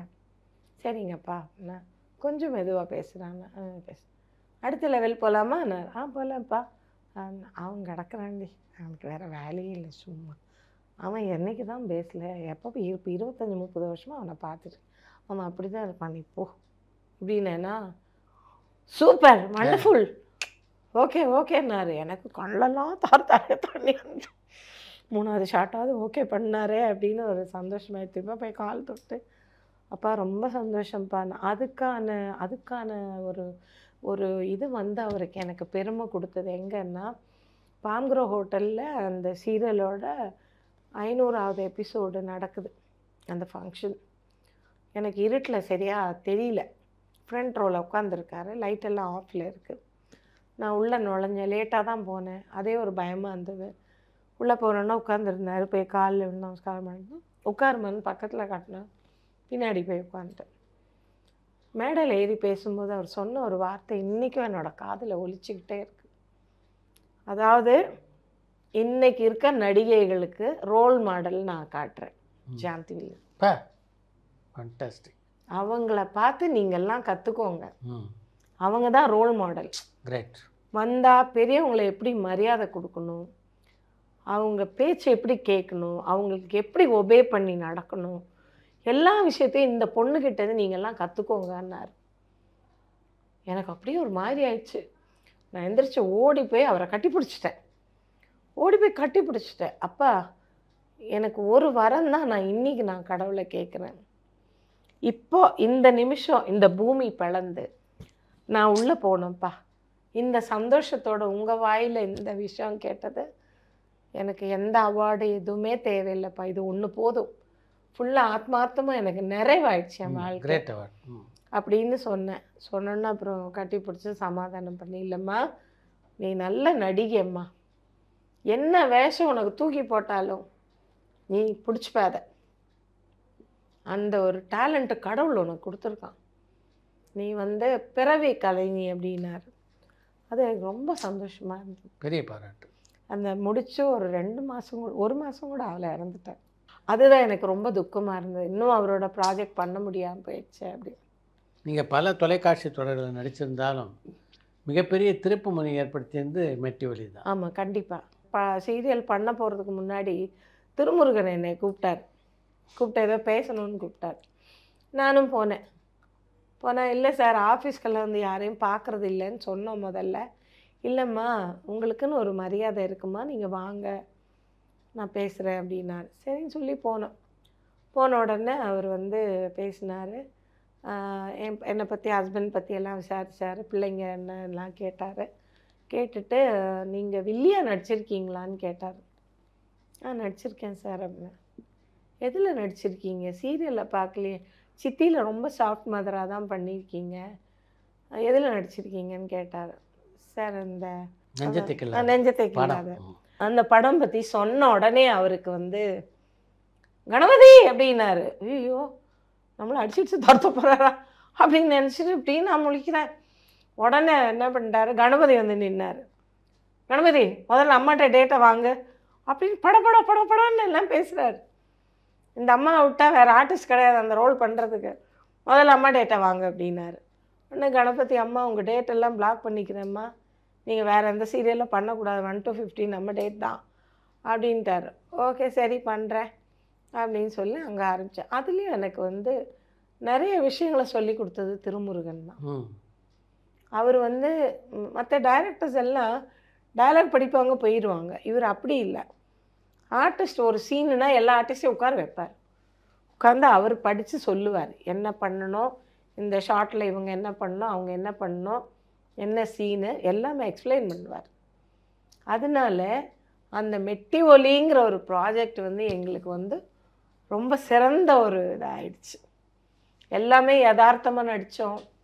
யாருக்கிட்டையும் நடிப்புன்னு ஒரு விஷயம் இருக்காது. எல்லாருமே ரியலாக யதார்த்தமாக அந்த குடும்பத்தை சேர்ந்தவங்களாவே தான் எல்லாருமே நடித்தோம். அதில் நடித்த ஒரு கலைஞர்களை கூட குறை சொல்ல முடியாது. எல்லாருமே அது ஆப்டாக பண்ணாங்க. அதில் எனக்கு அது ரொம்ப சந்தோஷம். அந்த 5 வருஷத்தில் நான் எல்லாரோடையும் ரொம்ப பழகினேன். அதாவது மற்ற கம்பெனியை விட இது ஒரு குடும்பமாக நாங்கள் சண்டை போட்டுப்போம், திட்டிப்போம், 4 நாள் பேச மாட்டோம், திரும்ப பேசுவோம், திரும்ப எல்லோரும் ஒன்றா உட்காந்து மீன் சாப்பிடுவோம், கறி சாப்பிடுவோம், எல்லாம் சாப்பிடுவோம். இந்த மாதிரி ரொம்ப ஹாப்பியாக இருந்தது. அந்த முடிகிற நேரத்தில் நான் ரொம்ப அழுதேன். ஆனால் என்னை கேரளா காமிச்சிட்டார் சித்திக் சார். மெட்டி ஒலியோட மலையாளம் பண்ணுங்கன்னு சொல்லி என்னை அனுப்பிச்சி விட்டார். அதனால நான் இங்கே பாதி அங்கே பாதியமாக ஃப்ளைட்டில் பறந்து இது கிளைமேக்ஸை முடித்தோம், அதை முடித்தோம். அதில் எனக்கு ஒரு சில இது ரொம்ப நல்ல ஒரு அனுபவங்கள். காயத்ரி நல்ல ஒரு ஃப்ரெண்டாக, எனக்கு ஒரு நல்ல ஒரு தோழியாக, நல்ல ஒரு வெல்விஷராக, இன்னைய வரைக்கும் ஸ்டில் அவள் எனக்கு ஒரு நல்ல வெல்விஷர். எங்கே பார்த்தாலும் சேச்சி அப்படின்னு கட்டி பிடிச்சிப்பா. Such a nice girl, sweet girl. அதே மாதிரி அதில் நடித்த எல்லாருமே, வனஜா ஆகட்டும், காவேரி ஆகட்டும், எல்லாருமே என்னை பார்த்தோன்னு அந்த ஒரு பிள்ளை பாசம்ன்ற மாதிரி ஒரு தாய்மை நமக்கு அந்த உணர்வு வரும் அவங்கள பார்க்கும்போதெல்லாம். அந்த ஒரு விஷயம் இன்னைய வரைக்கும் இருக்குது சார். அதில் வச்சு எல்லாரையும் யாரையும் மறக்க முடியாது. அதில் நடித்த ஒவ்வொரு சீனுமே வந்து அவ்வளோ அருமையான சீன். மெட்டி ஒலி தொலைக்காட்சி தொடர் உங்களுடைய வாழ்க்கையில் எந்த அளவுக்கு முக்கியமானது? மெட்டி ஒலி வந்ததுக்கப்புறம் உலகமே என்னை பார்த்து பேச ஆரம்பிச்சது. நான் வீட்டை விட்டு இப்படி இறங்கினேன்னா, மெட்டி ஒலி ராஜம்மா போகிறாங்க, மெட்டி ஒலி ராஜம்மா போகிறாங்க அப்படிங்கிற ஒரு அதாவது ஒரு என்ன சொல்கிறது, மக்கள் மத்தியில் நான் அறியப்படுறேன்னா மெட்டி ஒலி தான். சித்தி செஞ்சப்போ கூட எனக்கு பெருசாக அனுபவம் இல்லை. ஆனால் என்னை கொண்டு வந்தது ராதிகா அம்மா. அது என்னோடய லைஃப் லாங்கில் என்னால் மறக்க முடியாது. அவங்களோட ப்ராஜெக்டை 5 நான் ஒர்க் பண்ணேன். ஆனால் இந்த மெட்டி ஒலிங்கிறது நான் 100 ப்ராஜெக்ட் செஞ்சதுக்கான ஒரு சமம். ஏன்னா அந்த மாதிரி ஒரு கேரக்டரை என்னை நம்பி அவர் கொடுத்தாரு. நானும் கடவுள் மேலே பாரத்தை போட்டு நான் போய் அது நடித்தேன். ஆனால் அது எனக்கு அந்த கடவுளுடைய அருள் தான். நான் பாண்டிச்சேரி அன்னையோட டிவோட்டி. எனக்கு அம்மா தான் எல்லாமே. அம்மா இல்லாமல் எனக்கு எதுவுமே கிடையாது. எது இருந்தாலும் மாதத்தில் ஒரு நாள் செகண்ட் சண்டே அம்மாவை தேடி போயிடுவேன் பாண்டிச்சேரிக்கு. ஆசிரமம் போய் அம்மாவை பார்த்துட்டு அம்மாவுக்கு தேங்க்ஸ் சொல்லிவிட்டு அவங்களுக்கு போட வேண்டியதெல்லாம் போட்டுட்டு நன்றி சொல்லிவிட்டு நான் வருவேன். நான் இன்னைய வரைக்கும் அம்மா எனக்கு துணையாக இருக்காங்க அந்த ஒரு விஷயத்தில். அதனால் அந்த சீரியல் பண்ணும்போது கேமரா முன்னாடி போய் நின்று கேமரா தொட்டு கும்பிட்ட உடனே, அம்மா பி வித் மீ, நீங்கள் தான் என் கூட இருக்கணும், எனக்கு வேறு யாரும் கிடையாது. இன்றைக்கி நான் நல்லா நடிக்கலைன்னா நீ தான் நல்லா நடிக்கலைன்னு நான் உன்னை தான் சொல்லுவேன் அப்படின்வேன். அப்படியே சொல்லுவேன். அதனால் ஒழுங்காக நடி என்ன அப்படின்னு தட்டி கொடுத்துக்கிட்டு நான் நடிக்க போயிடுவேன். அந்த ஒரு பெரிய ஒரு கிஃப்ட்டு கடவுளை எனக்கு அந்த இடத்துல கொடுத்தாங்க. அந்த ஒரு சீரியல்னால தான் சரி இன்றைக்கி நான் வாழ்ந்துட்டுருக்கேன். நிஜமாகவே திருமுருகன் ஆகட்டும், எல்லாருமே என்னோட எல்லா பர்சனல் விஷயங்களுக்கு கூட எல்லாமே நிறைய ஹெல்ப் பண்ணாங்க. திருமுருகன் சார் என் பொண்ணோட படிப்புக்கு பணம் கொடுத்தாரு. என் 2வது பொண்ணோட படிப்புக்கு பணம் கொடுத்தாரு. சித்திக் சார் என்னோடய ஹஸ்பண்டோடைய எல்லா மெடிக்கல் எக்ஸ்பென்ஸ்க்கும் பணம் கொடுத்துருக்காரு. அதில் வந்து என்னை யாரையுமே மறக்க முடியாது. நான் சாகுற வரைக்கும் யாரையுமே நான் மறக்க முடியாது.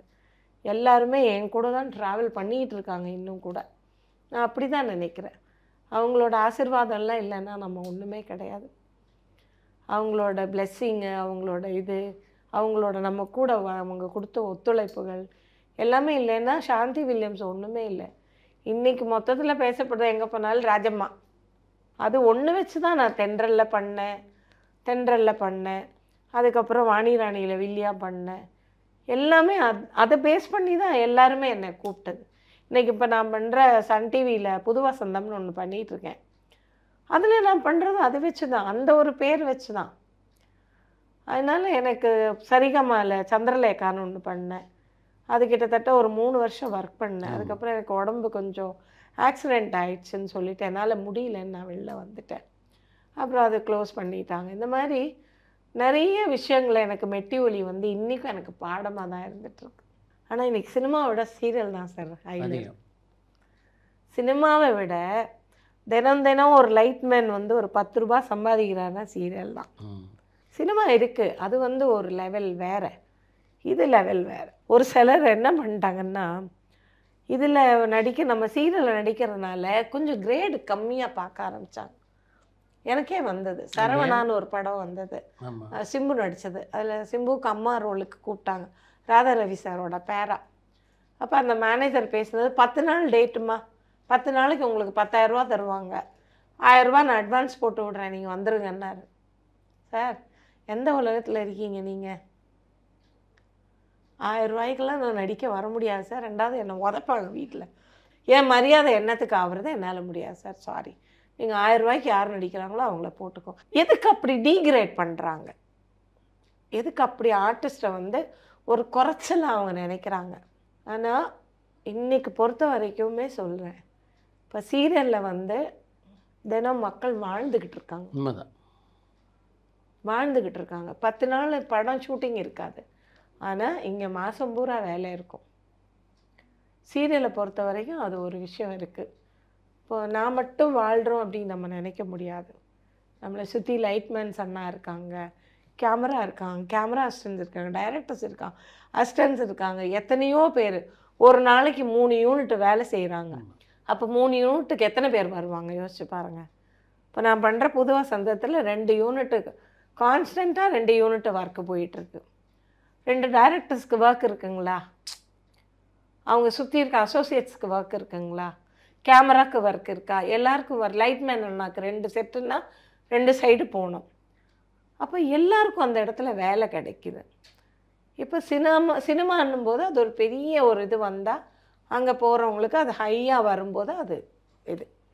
ஆனால் இங்கே ரெகுலராக ஏதோ ஒரு பணம் கிடைக்கும் அவங்களுக்கு. அதுக்கும் இதுக்கும் வித்தியாசம் இவ்வளோ தான்.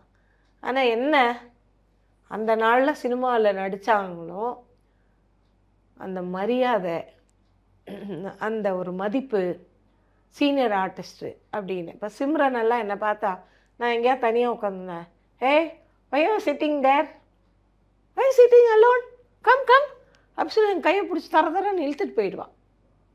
இழுத்துட்டு போய் அவள் கூட உட்கார வச்சு எனக்கு பிளேட்டில் அவள் என்னென்ன சாப்பிட்றாளோ எல்லாத்தையும் give it her வைமா, என்ன யோசிக்கிற அப்படின்னு கத்துவா. அந்த மாதிரி தான் நான் ஒர்க் பண்ணேன் அவங்களோட எல்லாம், சிம்ரனோட. அதே மாதிரி விக்ரம் வந்து அன்னியன் படம் பண்ணும்போது பசி 3 மணி 4 மணி ஆச்சு, இவர் ஷார்ட்டை முடிக்கணுன்ற டென்ஷனில் ஓடிட்டுருக்காரு சங்கர் சார். பசி தாங்க முடியல, அங்கே தட்டில் இருக்க வாழைப்பழத்தை ஏற்றி சாப்பிட்லான்னா அங்கே ஆர்ட் டிபார்ட்மெண்ட் வந்து இது யாரும் தொட்டுறாதீங்கம்மா, சார் கண்ணில் பட்டா திட்டுவார் அப்படிங்கிறாரு. ஸ்ரீரஞ்சனி ஐயோ அக்கா பசிக்குதுக்கா, அம்மா வாயை முடிட்டு பேசாமல் இரு, தண்ணியை குடிக்கலன்னா ஜூஸை குடி. அப்படி ட்ரெயின் செட்டப்பு. அதுக்கப்புறம் என்ன பண்ணிட்டாரு, விக்கி பார்த்தாரு, கென்னி பார்த்துட்டு உடனே மம்மி பசிக்குதா அப்படின்னாரு. போ காணி பயோடு ஸ்பிருலினா இருக்குல்ல, அதை எல்லாருக்கும் கலக்கு, ஒரு பெரிய ட்ரம்மில் கலக்கி எடுத்துகிட்டு வந்து எல்லாருக்கும் கிளாஸில் பெரிய பெரிய லோட்டாவில் கொடுத்தாரு. பெரிய பெரிய கண்ணாடி கிளாஸில் எல்லாருக்கும் கொண்டு வந்து கொடுத்தாங்கப்பா. குடிச்சோடனே பசியெல்லாம் போயிடுச்சு. மறுநாள் காலையில் வரைக்கும் பசிக்கலை. கண்ணா நேற்றுக்கு என்னப்பா கொடுத்தேன், உங்களுக்கு வேணுமா, நான் சேஷே தரேன், உங்களுக்கு பசிக்கும் போதெல்லாம் எங்கள் குடிங்க, பசிக்கவே பசிக்காது, நீங்கள் இழைச்சிருவீங்க இன்னும் அப்படின்னாரு. அப்புறம் எனக்கு ஒரு சேஷே இதே கொடுத்தாரு தனியாக. அந்த மாதிரி வந்து ஒவ்வொரு இடத்துலையும் நம்ம அந்த ஒரு ஃப்ரெண்ட்லியாக எவ்வளோ சீனியர் ஆர்டர் பிரபுதேவாலாம் மனதை தேடி விட்டாய் பண்ணும்போது கொடைக்கானலில் எல்லாம் அந்த காட்டேஜஸில் தான் இருப்போம் நாங்கள். அது பண்ணும்போது பார்த்துட்டிங்கன்னா காலையில் கிளம்பி போகும்போது நான் தலை காய வச்சு நின்றுட்டுருப்பேன் வெயிலில். போதும் தலை காய வச்சது, முடி ரொம்ப பெருசாக இருக்குன்னு காட்டாதீங்க, சீக்கிரம் வாங்க, அங்கே வந்து பெசரட்டு போட சொல்கிறேன் நான் அவனை அப்படின்னுவார். எனக்கு வேணாம் தம்பி நீங்கள் சாப்பிடுங்கண்ணா. ஸ்ரீமானும் இவரும் வெளியே உட்காந்து வெயிட் பண்ணிகிட்ருப்பாங்க. நான் போனால் ஆத்தா ஏன் ஆத்தா இவ்வளோ லேட்டாக வர, வா ஆத்தா சீக்கிரம் அப்படின்வா சீமா. என்னப்பா அப்படின்னா, உங்களால் தான் பாருங்கள் பசி குடலை புரட்டுது, இவன் என்னடானா போட மாட்டேங்கிறான், பெசரட் போட சொல்ல மாட்டேங்கிறான் அப்படின்னா, வா பெசரட் போட சொல்லுப்பா அப்படின்னா நான் டக்குன்னு பெசரட்டு போட்டு அந்த உப்புமா வச்சு நடுவில் இஞ்சி ஊறுகாய் தடவி கொடுப்பாங்க. அது எனக்கு ஃபஸ்ட்டு கொடுத்துட்டு தான் அந்த பிள்ளைங்க சாப்பிடுவோம். குளுமணாலி போனோம், களவும் கற்று மரன்னு ஒரு படம் பண்ணோம். அது குளுமணாலி போன டைமில் இவர் வெஜிடேரியன், பியூர் வெஜிடேரியன். அப்போ நான் நான்வெஜ் சாப்பிடுவேன். நான் அந்த மலை இறங்குவேன் கீழே, சல்வாரெல்லாம் மாட்டிக்கிட்டு நான் ஈவினிங் வாக் மாதிரி இறங்குவேன் கீழே. அப்போ எல்லோரும் கிட்ட தெரியாத ஊரில் வந்து வாக்கிங்கா எங்கே போகிறீங்க, போகக்கூடாது அப்படின்வாங்க. நான் இங்கே போங்கய்யா, வேறு வேலை இல்லை, நான் போகிறேன், போர் அடிக்குது ரூமில் உட்காந்து என்ன பண்ணுறது அப்படின்னு சொல்லிட்டு ஷாலெல்லாம் போத்திக்கிட்டு ஸ்வெட்டரெல்லாம் மாட்டிக்கிட்டு எல்லாம் மாட்டிக்கிட்டு இப்படியே போவேன் கீழே. அப்போ ஒரு நாள் டைரக்டர் சாருக்கு நம்ம இறந்துட்டார் ராஜசேகர் சார், அவருக்கு எல்லாருக்கும் சாப்பாடு வாங்கிட்டு வந்து கொடுத்தேன், சப்பாத்தி எல்லாம் வாங்கிட்டு வந்து கொடுத்தேன், ஹாட் பேக்கில் போட்டு எடுத்துகிட்டு வந்து கொடுத்தேன். சூப்பராக இருக்குமா நம்ம ப்ரொடக்ஷன் சாப்பாடு, கேவலமாக சோறெல்லாம் அப்படி விரைச்சிக்கிட்டு நிற்கிது அப்படின்னு. கவலைப்படாதீங்க, நாளையிலேருந்து உங்களுக்கு டிஃபன் நான் கொண்டு வந்து தரேன் அப்படின்ட்டேன். சரி அப்படின்ட்டு டெய்லி ஈவினிங் போய் 10 நாள் இருந்தோம். அந்த 6 நாளும் நான் போய் வாங்கிட்டு வந்து கொடுத்துருவேன். ஒரு நாள் பிரபுதேவா பார்த்துட்டு என்ன பண்ணிட்டாப்புல, எங்கே போகிறீங்க நீங்கள் பாட்டு விஷயத்துக்கு போகிறீங்க, கையில் ஒரு டப்பாவோட போகிறீங்களே என்னது, அங்கே கீழே ஒரு தாபா இருக்குது, அந்த தாபாவில் சூப்பராக வெஜிடபிள் போடுறான், பன்னீரெல்லாம் அப்படி ஹல்வா மாதிரி இருக்குது அப்படின்னு வெறுப்பேற்றுறதுக்கு சொன்னேன்னு அப்படியா நானும் வரேன், நான் இதாவது வரேன் அப்படின்னு சொல்லிட்டு என் கூடவே வந்துட்டாப்புல. வந்து கீழே வந்து அங்கேயே உட்காந்து சூடாக சப்ஜி போட்டு கொடுத்தாங்க, பன்னீர் சப்ஜி போட்டு ரோட்டி அப்படியே சூடாக அந்த இதில் போட்டு எடுத்துப்பான். ஒரு 5-6 ரோட்டி சாப்பிட்டா அப்புறம் எல்லாம் சாப்பிட்டேன். மறுநாள் ரோஜா அங்கே, மா என்னம்மா என்கிட்ட சொல்ல மாட்டிங்களா, இந்த சாப்பாடு சாப்பிட்டு வாயை செத்து போச்சுமாண்ணா, வா நீயும் வா அப்படி சொல்ல. அப்புறம் நாங்கள் 3 பேரும் வாக்கிங் மாதிரி நடந்து கீழே போய் சாப்பிட்டுட்டு நல்லா வந்து போனோம். அந்த மாதிரி ரொம்ப ஃப்ரெண்ட்லி. அவங்க பெரிய ஆர்டிஸ்ட்டு, அவங்க பெரிய ஆள், அந்த பந்தாலெலாம் கொஞ்சம் கூட இல்லை. ஆனால் இன்றைக்கி சீரியலை பொறுத்த வரைக்கும் இன்னும் சொல்லுவாங்களே, நேற்றுக்கு அடித்த மழையில் பெஞ்ச காளான் மாதிரின்ற மாதிரி, அது ஒரு தப்பான ஒரு விஷயம் நம்ம சீரியல் இண்டஸ்ட்ரியில் இருக்குது. அது வந்து யாரும் கண்ட்ரோல் பண்ண மாட்டேங்கிறாங்க. அது யாருமே வயசு அப்படிங்கிற ஒரு மரியாதை, எக்ஸ்பீரியன்ஸுன்னு ஒன்று இருக்குது. 2வது சீனியாரிட்டின்னு ஒன்று இருக்குது. இப்போ எனக்கு 65 வயசாகிடுச்சு சார். இந்த 65 வயசுல நான் நடிச்சுக்கிட்டு இருக்கேன். இந்த 65 வயசுக்குள்ளே நான் பார்த்த விஷயங்கள் என்னென்னா, என் கூட நிறைய பேர் ட்ராவல் பண்ணியிருக்காங்க. ரொம்ப பட்டோடோபமாக வருவாங்க. ஆனால் வந்து அந்த ஒரு சீரியலோடு அவங்க போயிட்டுவாங்க. அதுக்கப்புறம் அவங்க அட்ரெஸ்ஸே இருக்காது. இப்போ ஒரு 6-8 மாதம் 10 மாதத்துக்கு முன்னாடி கூட ஒரு விஷயம் நடந்தது. அந்த பொண்ணு அட்ரெஸ்ஸே இல்லை. இப்போ எங்கே இருக்கான்னே தெரியல. பந்தா, நாங்கள் வந்து ஹீரோயின் அப்படிங்கிற பந்தா. மற்றவங்க யாரும் பெரிய ஆள் கிடையாது. கால் மேலே கால் போட்டுப்பாங்க, எல்லாம் பேசுவாங்க. அந்த ஒரு இது கம்மியாகணும். நம்ம சீரியல் இண்டஸ்ட்ரியில் மரியாதைன்னு ஒன்று கொடுக்கறதுக்கு பழகணும். அது நிறைய பேருக்கு அது இல்லை. சினிமாவோட கம்மியாக இருக்குது. சினிமாவில் அது இல்லை. சினிமாவில் அந்த ஒரு கிரேட் என்றைக்குமே மெயின்டைன் ஆகும். எவ்வளோ பெரிய நடிகராக இருந்தாலும். பிரபுதேவா என்ன ஒரு நாள் குடும்பம் வச்சு திட்டார். நான் போய் அந்த லேக் கிட்ட நின்றுட்டு இருந்தேன். அங்கே முதல்ல இருக்கான், எனக்கு தெரியாது. இவர் ஷார்ட் டான்ஸ் ஆடிக்கிட்டே அங்கே போய் கல் மேலே உட்காந்துருந்தார். நான் சும்மா வேடிக்கை பார்க்கலான்னு தூக்கி ஒரு கல் தூக்கி போட்டு நின்னேன். மா அறிவில்லை உங்களுக்கு, அங்கே போய் நிற்கிறீங்க, போங்க அந்த பக்கம் அப்படின்னார். நான் குடுன்னு அழுதுட்டேன். அழுதுன அப்புறம் அன்றைக்கி ராத்திரி வந்து என்கிட்ட சொன்னார், அம்மா அதில் முதல்ல இருக்குமா, நீங்கள் வேறு லேக்கு கிட்ட போய் நின்னீங்களா, என்ன ஆவறது, அது காலே பிடிச்சிச்சிட்டு வச்சுக்கோங்க, என்னத்துக்கு ஆவறது. அதுக்காக தான் நான் கத்துனேன். நான் வேறு டென்ஷனில் இருந்தேன். நீங்கள் தப்பாக நினைக்காதீங்க, கோச்சிக்கிட்டீங்களா என்ன அப்படின்னாப்புல. இல்லை தம்பி, நீங்கள் சொல்லிட்டீங்கல்ல, நீங்கள் திட்டும்போது எனக்கு வருத்தமாக இருந்தது, இப்போ எனக்கு ஓகேப்பா. அப்போது அந்த வந்து சாரி சொல்கிற அளவுக்கு உள்ள மனநிலைமை கடவுள் அவங்களுக்கு கொடுத்துருக்காங்க. பிகாஸ் தே ஆர் அந்த லெவல் அவங்க இருக்காங்க. ஆனால் நம்ம இண்டஸ்ட்ரியில் அது இல்லைங்க சார். மரியாதையே இல்லை. என்ன நாங்கள் நடிக்கிறோம் அவ்வளோதான். யாருக்கு என்ன ரெஸ்பெக்ட் கொடுக்கணுன்ற அந்த ஒரு விஷயம் மட்டும் சுத்தமாக இல்லை. இருக்காங்க பழைய ஆர்டிஸ்ட் இருக்காங்க, அவங்க இன்றைக்கும் சரி எங்கே பார்த்தாலும். ஆனால் அந்த மாதிரி ஆர்டிஸ்ட்க்கு வேலை இல்லைங்களே, வேலை கொடுக்க மாட்டேங்கிறாங்க. ஏறக்குறைய 54 வருஷமாக நீங்கள் நடிச்சுக்கிட்டு இருக்கீங்க.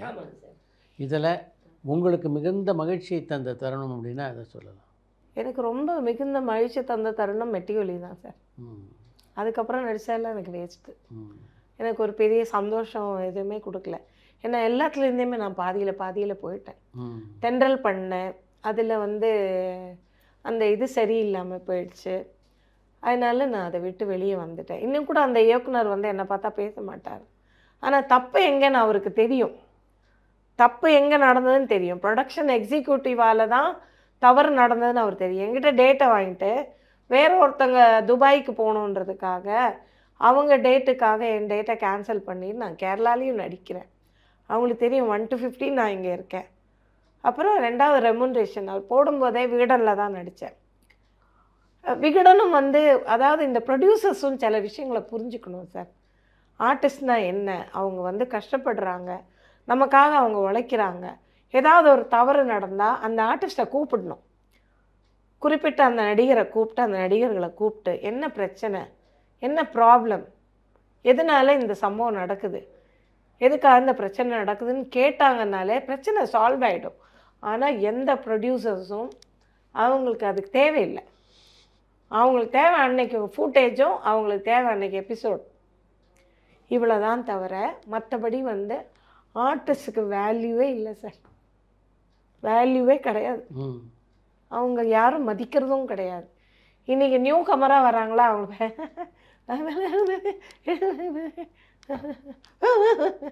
இதுதான் நடக்குது தவிர வேல்யூ இல்லை.